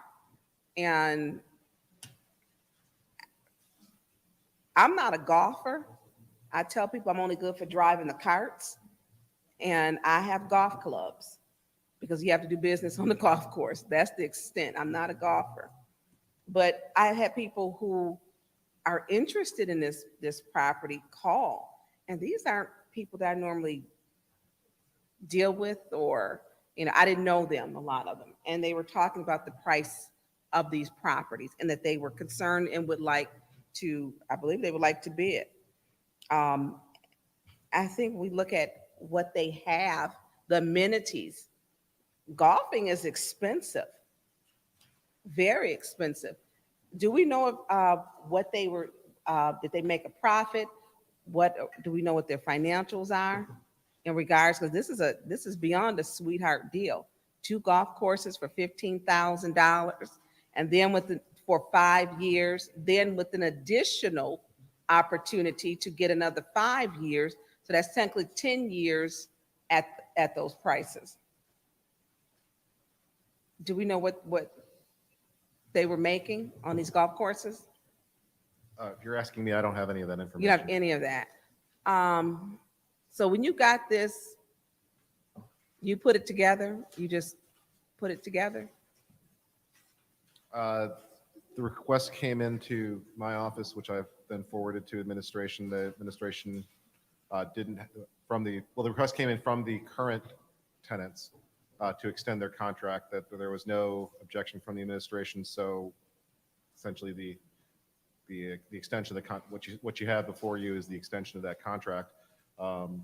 And that's what the information that I have on that. So it would be fair for me, I believe it's fair to say that there has been an increase in the value of the properties. That is beyond my my knowledge. I mean, it's fair to say that a golf course is worth one at 7 and the other one at whatever. It's much more than, it's not even, I don't even know if you call this a sweetheart deal. This is kind of like, you got to give me, I've never seen, this is just really a great deal. And especially one with the bar. So I would like, if you could get me that contract, I would like to read it, please. I don't know if my colleague, if they would like to look at it also. You would? So if we could share that with other council members, I would greatly appreciate that. That way we can get a better understanding.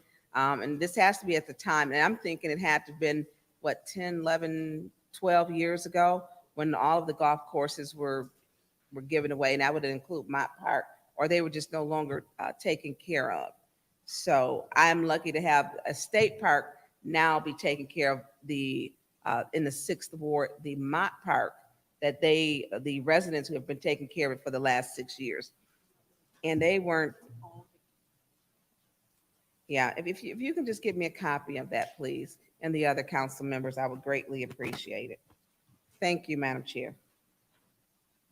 All right, do we have anyone else that would like to speak in the first round? All right, hearing none, we're on to the second round. Anyone else would like to speak in the second round? Madam Chair, Mr. Pfeiffer? real quick. Attorney Kim, you might not be able to know the answer to this, but since it's city-owned property and this lease is for a dollar value, they don't pay any property taxes on this either, right? I can't say definitively, but since they're the part of the reason why we want to lease the property is so that they would have to pay taxes. But if it's a city-owned property, it's not assessed for property taxes, right?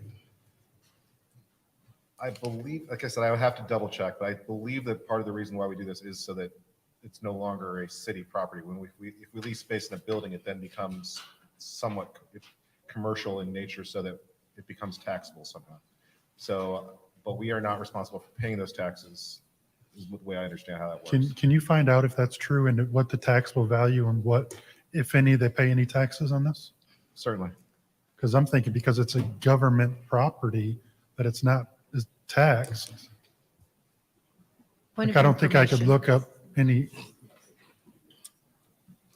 Do you think that it's possibly being taxed for personal property and not real estate property?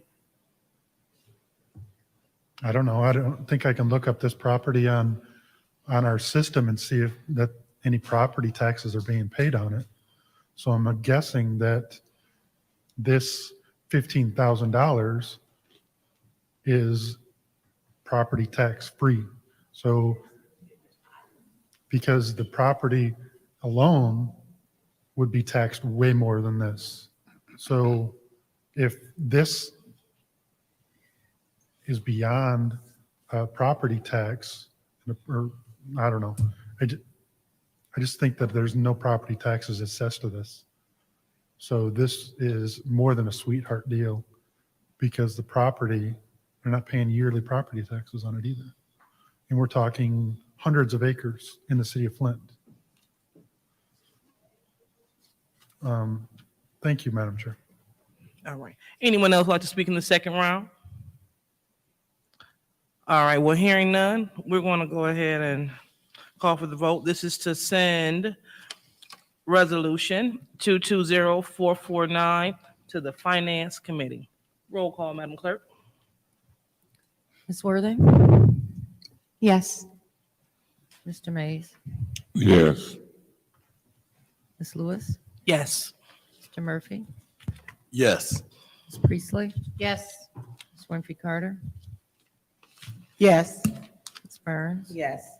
Ms. Herkenroder, Yes. Mr. Pfeiffer. Yes. What is 9 yes, 0 no? The vote is 9 yes, 0 no, and resolution 220449 will be sent to Finance Committee. The chair will entertain a motion to adjourn. So moved. What? Point of order. Appointments. Huh? We have appointments. Oh, yeah, so we have moved it to the council. Okay, sorry. Yeah, Mr. Mays? Yeah, that's what I was gonna ask. Wasn't it some appointments on there? Yeah, we moved all those to council in the master resolution. Oh, you did the appointments in the master resolution? Mm-hmm. I ain't never seen that before. Madam Chair, support. All right, it has been moved and properly supported. Roll call, Madam Clerk. Point of order. Oh, sorry, go ahead. What has been moved and Oh, my fault, to adjourn. who made the motion to adjourn? Okay. Roll call, Madam Clerk. Mr. Mays, Yes. Ms. Lewis, Yes. Mr. Murphy, Yes. Ms. Priestley, Yes. Ms. Winfrey Carter, Yes. Ms. Burns, Yes. Ms. Herkenroder, Yes. Mr. Pfeiffer, Yes. Ms. Worthing. Yes. Vote is 9 yes, 0 no. The vote is 9 yes, 0 no. This meeting is officially adjourned.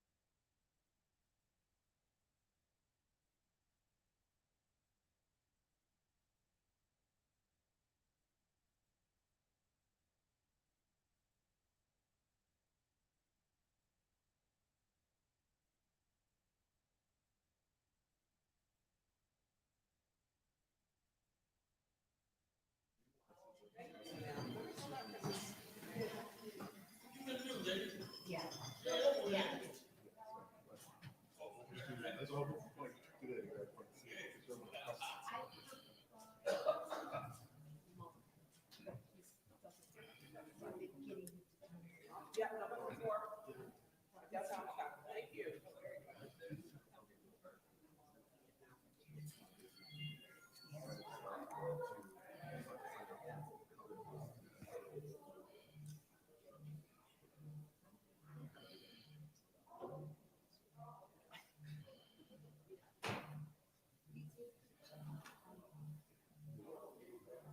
Dennis, on the search property, it shows personal property tax. Nothing built. There's an account of personal property tax, nothing there. No value, no taxes, no nothing, the last 2 years. We're deficient on building these personal property taxes. Yeah, no, I mean, it's, we gotta check with Stacy if it's. That's, I think that's. We should. They're responsible. But we don't basically set it up correctly in our systems that we're doing that.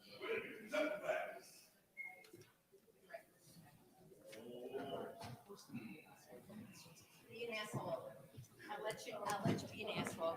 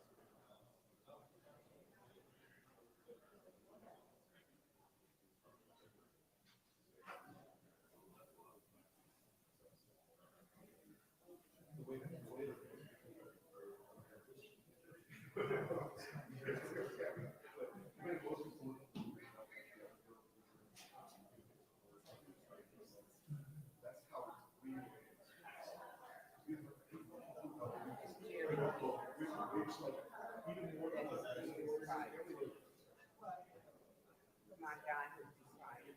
He expired on 20.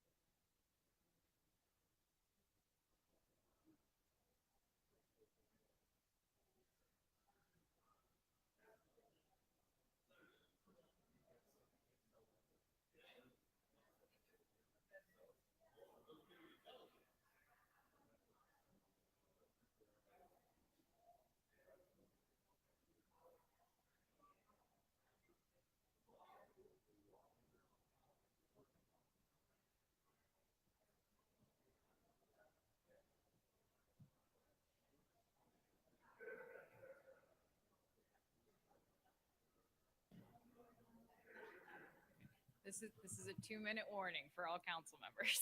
I see them starting to filter on in.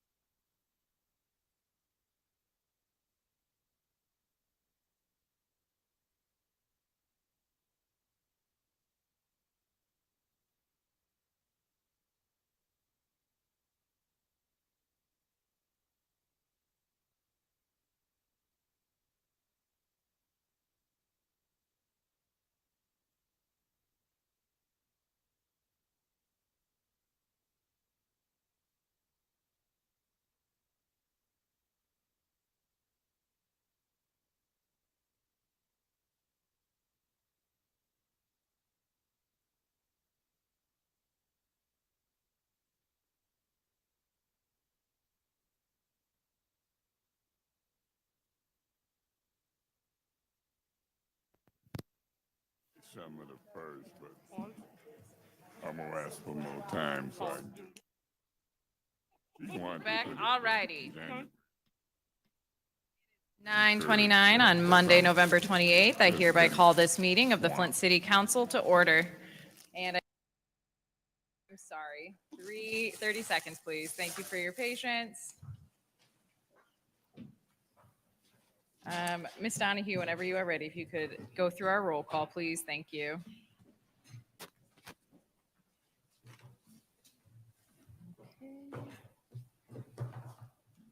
Mr. Mays is not in. Ms. Lewis? Present. Mr. Murphy? Mr. Murphy? Present. Ms. Priestley? Present. Ms. Winfrey Carter? Present. Ms. Burns? Present. Ms. Herkenroder? Present. Mr. Pfeiffer? Present. Ms. Worthing? I'm here. You have 8 members present. All right, there are 8 members present. That brings us down to the reading of the disorderly person city code subsection.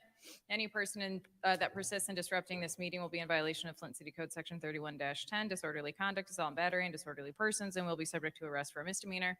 Any person who who prevents the peaceful and orderly conduct of any meeting will be given 1 warning.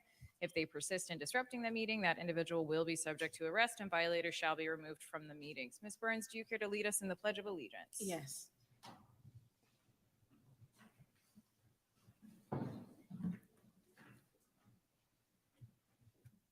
I pledge allegiance to the flag of the United States of America and to the republic for which it stands, one nation, under God, indivisible, with liberty and justice for all. Thank you. Dr. Lewis, do you care to lead us in the blessing this evening?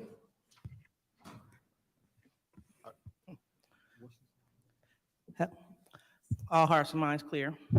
Heavenly Father, we thank you for allowing us to join and convene one more time to do the business of the city of Flint. We thank you and we praise you and we also give you honor. In your name we pray. Amen. Thank you, Dr. Lewis. Are there any members of council who wish to honor a life of a community member who is no longer with us? Yes. Go ahead, Mr. Murphy. I would like to do a moment of silence for Larry Horton, which is Tracy Fountain's dad, who passed away this past Thanksgiving. Thank you. Are there any others? Madam President, Go ahead.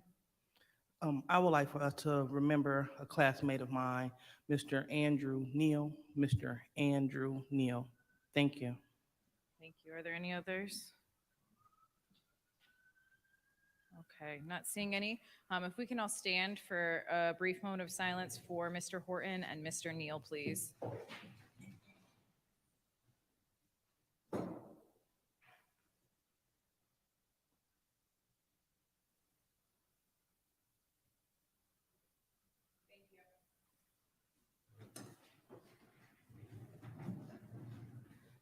Thank you very much for that. That brings us down to requests for changes or additions to the agenda. Does this president hear any? Yes. Go ahead, Mr. Murphy. I would just like 2 minutes to speak on Public Act 436 Where do you want it on the agenda? at the beginning.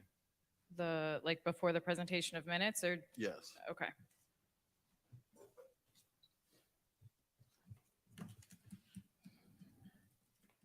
Can you give me those numbers again for the Public Act?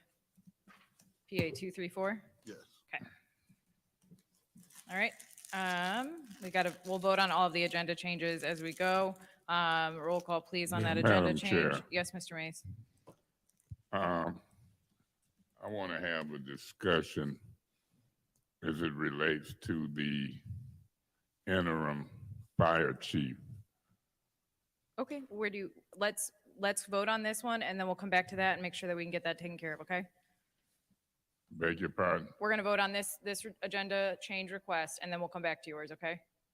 I thought we were on agenda change. Yep, but request. because some people may not want all of the agenda changes, we go one by one. You talk so fast, I really don't understand. Okay, what so you we're be gonna saying. vote on the requested agenda change now, and then we'll come back if that passes or And what was fails. his requested agenda change? Yep, it's to add a 2-minute conversation discussion about Public Act 234. And then we'll come and add the interim fire chief after we go through And this vote. Why would we vote on that without having discussion Be- about it? Because it's an agenda change. It's up or You can down. have discussion on an agenda change. Okay, is there anything for the discussion on this agenda change? Yeah. Go ahead. Now, what public act is it? 234. And what is that? I'm sorry, 436. Public Act 436 436. Well, got something to do with emergency management? I believe once we vote on this, whether or not we have it or not, I'm sure we'll have that No, I question don't do that. I answered. don't do business that way. I want to know what I'm voting on. Okay. I'm not going to just vote on a number. Through you to Mr. Murphy, what is 436, the emergency manager law? Through you to the speaker, yes. And you say you want to have a 2-minute discussion on that? Correct. Where you just saying something for 2 minutes? Is that what you envision? Yes. Well, I don't envision that. Okay. Because if there's a 2-minute discussion, what do we get, 30 seconds apiece if we have something to discuss? I believe that Mr. Murphy, please correct me if I'm wrong, just would like to make a 2-minute statement regarding Public Act 436. And that agenda change would be where? That would be right after we do the agenda changes.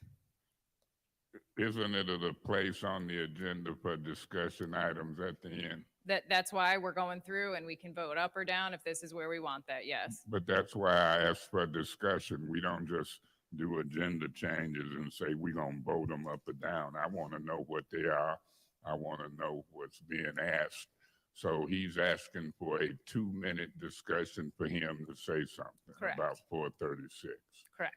And he wanted changed on the agenda rather than a discussion item. That I believe that's what yes. All right, is there any other discussion? All righty, let's vote on that agenda change. Roll call, please, Madam Clerk. Mr. Mays? I'm going to abstain because I don't quite understand why we would do an agenda change for some one council person to say something for 2 minutes. It don't even make sense to me when we got discussion items. So I'll probably I am abstaining and stating the reason why. Ms. Lewis?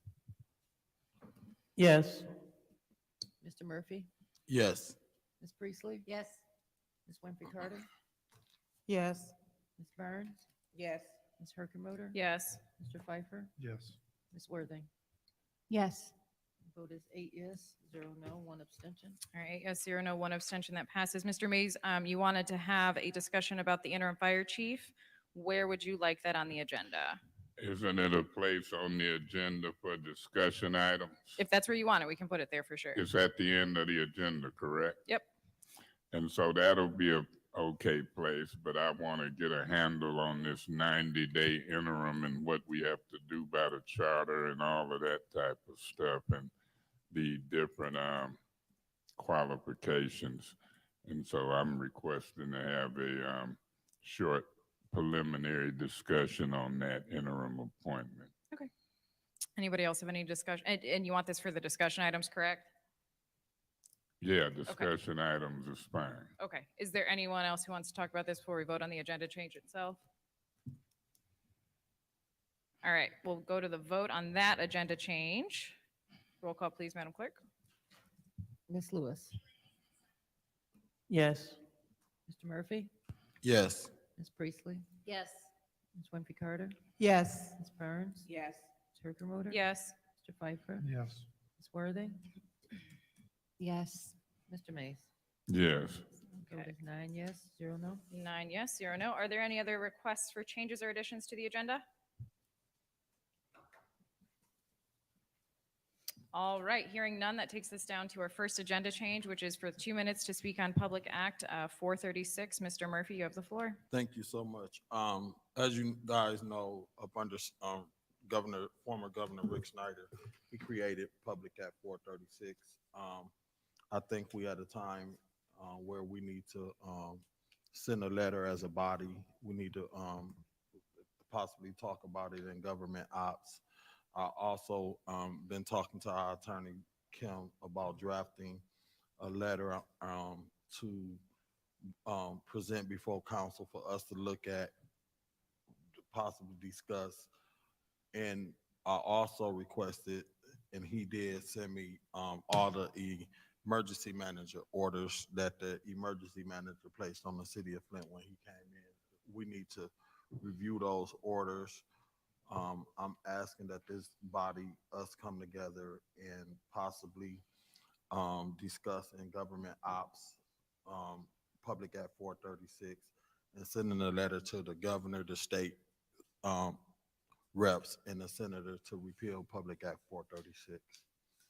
That's it.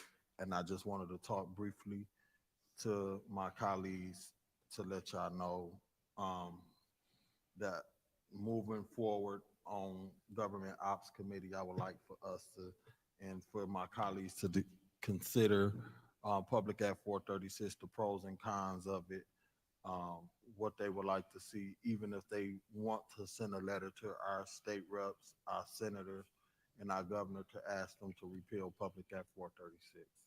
And we also need to look at the emergency manager orders that they placed on the city of Flint to see if we need to remove some of those orders that the emergency manager placed on the city of Flint. That's it. Thank you. All right, thank you very much. We'll go ahead and close that 2-minute request. That brings us down to the presentation of the minutes. The chair will entertain a motion to approve the minutes from November 14th, April 11th, and March 28th. Okay, that was moved by Councilwoman Priestley. Is there a second? Support. All right, is there any corrections or additions to the minutes? Madam Chair, Go ahead. I'd like to add the minutes for November 14th. I believe I said that. Then you missed April 11th? I did November 14th, April 11th, and March 28th. Okay, I thought you only said two of them. Oh, okay. Okay. No, we're just going to leave that one out. No, I'm just kidding. All right. Okay, are there any corrections? All right, we'll go ahead and vote on, go ahead. Madam Chair, we on discussion, right? Yes. The motion was to approve them with any correction Correct. through you to Ms. Donahue or Ms. Johnson. Is either one of these minutes the minutes from the special council meeting that was called? It say all of them the regular council meeting. Do either one of y'all remember what date that special meeting was called? Was it November 4th? Are you talking about the one on the Friday? Say what? Are you talking about the special meeting from this November? Yeah, it was a special meeting, if I'm not mistaken. That's- It wasn't but three of us here, I don't think. Yeah, that's from November 4th. And are those minutes being prepared or have they been prepared yet?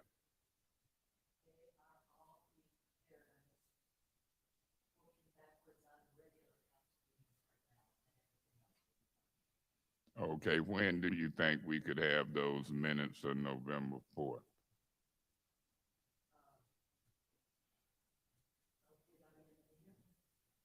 By the end of the year?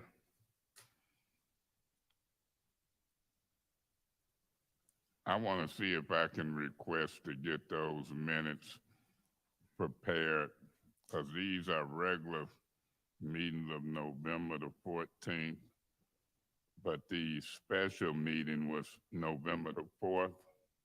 Yeah, I want to see if I can get those minutes maybe by the next council meeting. I think those going to be some important minutes. That was a special meeting, correct? And if you can, that would be appreciated. Those minutes are going to be used for something, and I want them. All righty. Are there any other corrections, additions to the minutes? Through you to Ms. Donahue, she was trying to say something. I just wanted to point out that Ms. Johnson is working on the minutes for the audit, and that's why she's trying to get the. Could you say that? I can't. I just wanted to point out that Ms. Johnson is working on the regular minutes for the audit, and that's why she's kind of floating around. And then when you say that, that we don't do verbatim, we just do actions. There would be no action, but you still would have a roll call, correct? Right. Yeah, that's what I'm interested in, who was absent, who was present, and I want those minutes as soon as I can get them. Okay. I see November 14th, but I want to look at that special meeting as well. Okay, I just wanted And to make sure. also, through you, Madam Chair, to Attorney Kim, is it still your belief that this council person needs to take court action to get minutes from the closed session? That is what the statute says. That is what says The statute. the statute. I want you to get me a copy of that statute. Do I need to have that request in writing? Just for form's sake, that would be appreciated. Say what? For form's sake, that would be appreciated. Okay, through you, Madam Chair, to Janelle and or Davina, can y'all request the statute he's referring to as it relates to those closed session minutes for this particular council person? Can y'all request that he put that in my mailbox or get it in my mailbox in writing? You understand my request based upon what he said here on the record? Okay, can that be done in the next few days? I'd appreciate that. And then we'll see how long it takes him to put that statute in the mailbox. I'm gonna see if that standard of requests apply to each and every council person, or am I the one being discriminated against by the legal department? We'll find out as we move forward. Thank you. Okay. Are there any other additions or corrections on the minutes? All right, seeing no movement, let's vote on the motion to approve those meeting minutes. Roll call, please. Mr. Murphy, Yes. Ms. Priestley, Yes. Ms. Winfrey Carter, Yes. Ms. Burns, Yes. Ms. Hergenroder, Yes. Mr. Pfeiffer, Yes. Ms. Worthing, Yes. Mr. Mays, Yes. Ms. Lewis. Yes. Vote is 9 yes, 0 no. All right, 9 yes, 0 no, those all are approved. That brings us down to our special order for the evening. This was requested by Councilwoman Lewis to honor our veterans and military families during the month of November.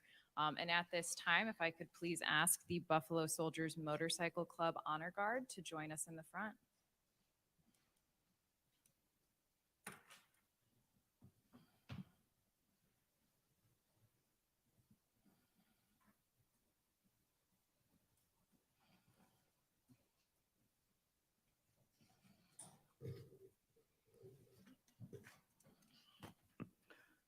Madam Chair, Dr. Lewis. I move that we approve Resolution 220504. It is a resolution recognizing November 2022 as Veterans and Military Family Month. Point of information. What's your point? What is the resolution number? It is 220504. What is 220497? 220, oops, sorry, I'm on the wrong.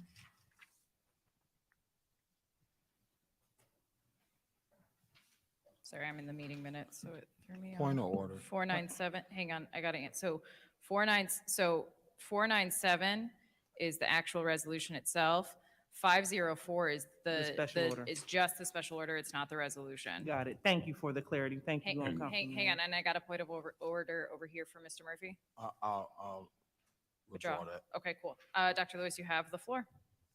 Okay, so I would like to So point of information, What's your point? the one that she said was what number?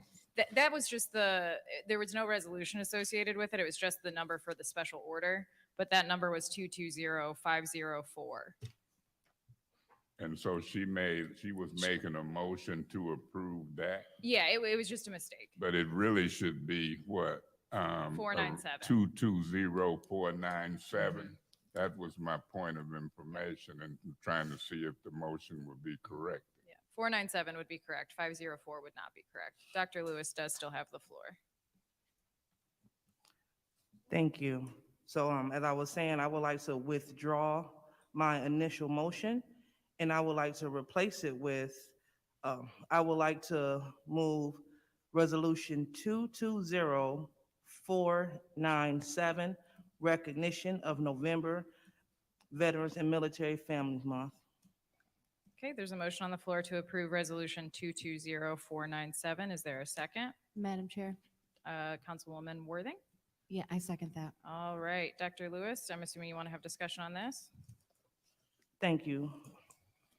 So again, this is a resolution put forth to give our heroes their flowers and to set the precedent going forward within this city to honor them and their families during the month of November.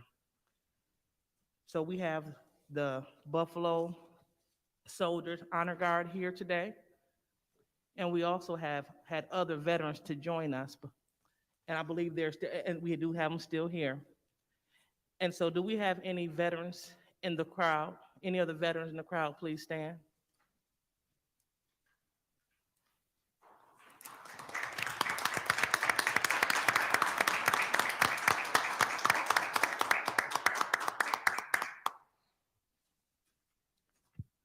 I would like to continue to honor them from this point forward and let them know that their service, both past, present, and future, is appreciated within the city of Flint, as well as the United States of America. Thank you. Is there any other discussion on this motion?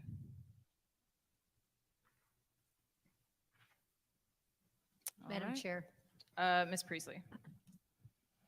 it is a great sacrifice to the families as well as to the service members. And I have several friends and family who have served and served graciously and with pride and dignity from all the way from the Vietnam War to Desert Storm and Iraq.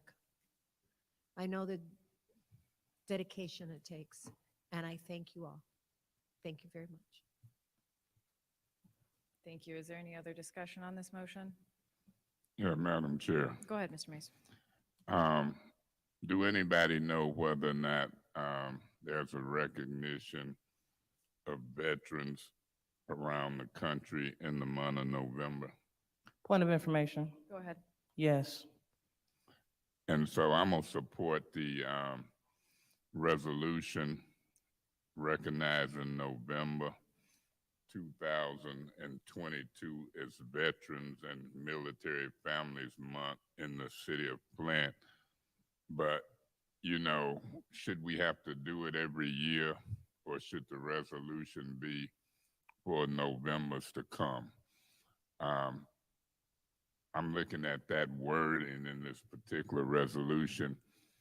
I've had some communications with some of the gentlemen in the audience today.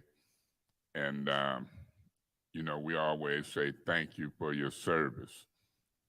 We mean it. You preserve our democracy. You preserve what we stand for. And sometimes we have to hold it down in order to preserve that. So I'm looking at this particular resolution.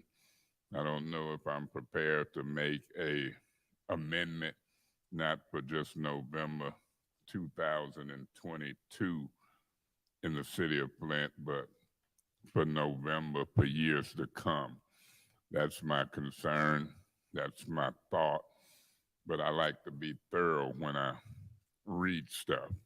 And so I'm reading this as recognized in November 2022. But this councilman would like to recognize the veterans in November for years to come. And it just ain't cliche, but thank you for your service, and God bless us all, and God bless the United States of America. Thank you. Is there any other discussion first round? Yes. Go ahead, Mr. Murphy. First, thank you guys for your services. I would like to see us designate an area in City Hall, possibly the hallway in the basement or something, where we can start having veterans' name added to the wall, to where when you go in the basement, you can see all of the residents who came out of the city of Flint or Genesee County who have served. I know it probably would be a lot to do, but if we could start somewhere, I would like to see some kind of memorial or something honoring our veterans. It don't necessarily got to be a memorial, because we still got some living veterans here in the city of Flint. I'm not sure what that look like, but I would like to see an area designated in the city hall somewhere. It may not necessarily got to be in the basement, but somewhere honoring our veterans. Thank you. Thank you. Is there any other discussion on this? Madam Chair. Go ahead, Ms. Burns. Thank you. To all of our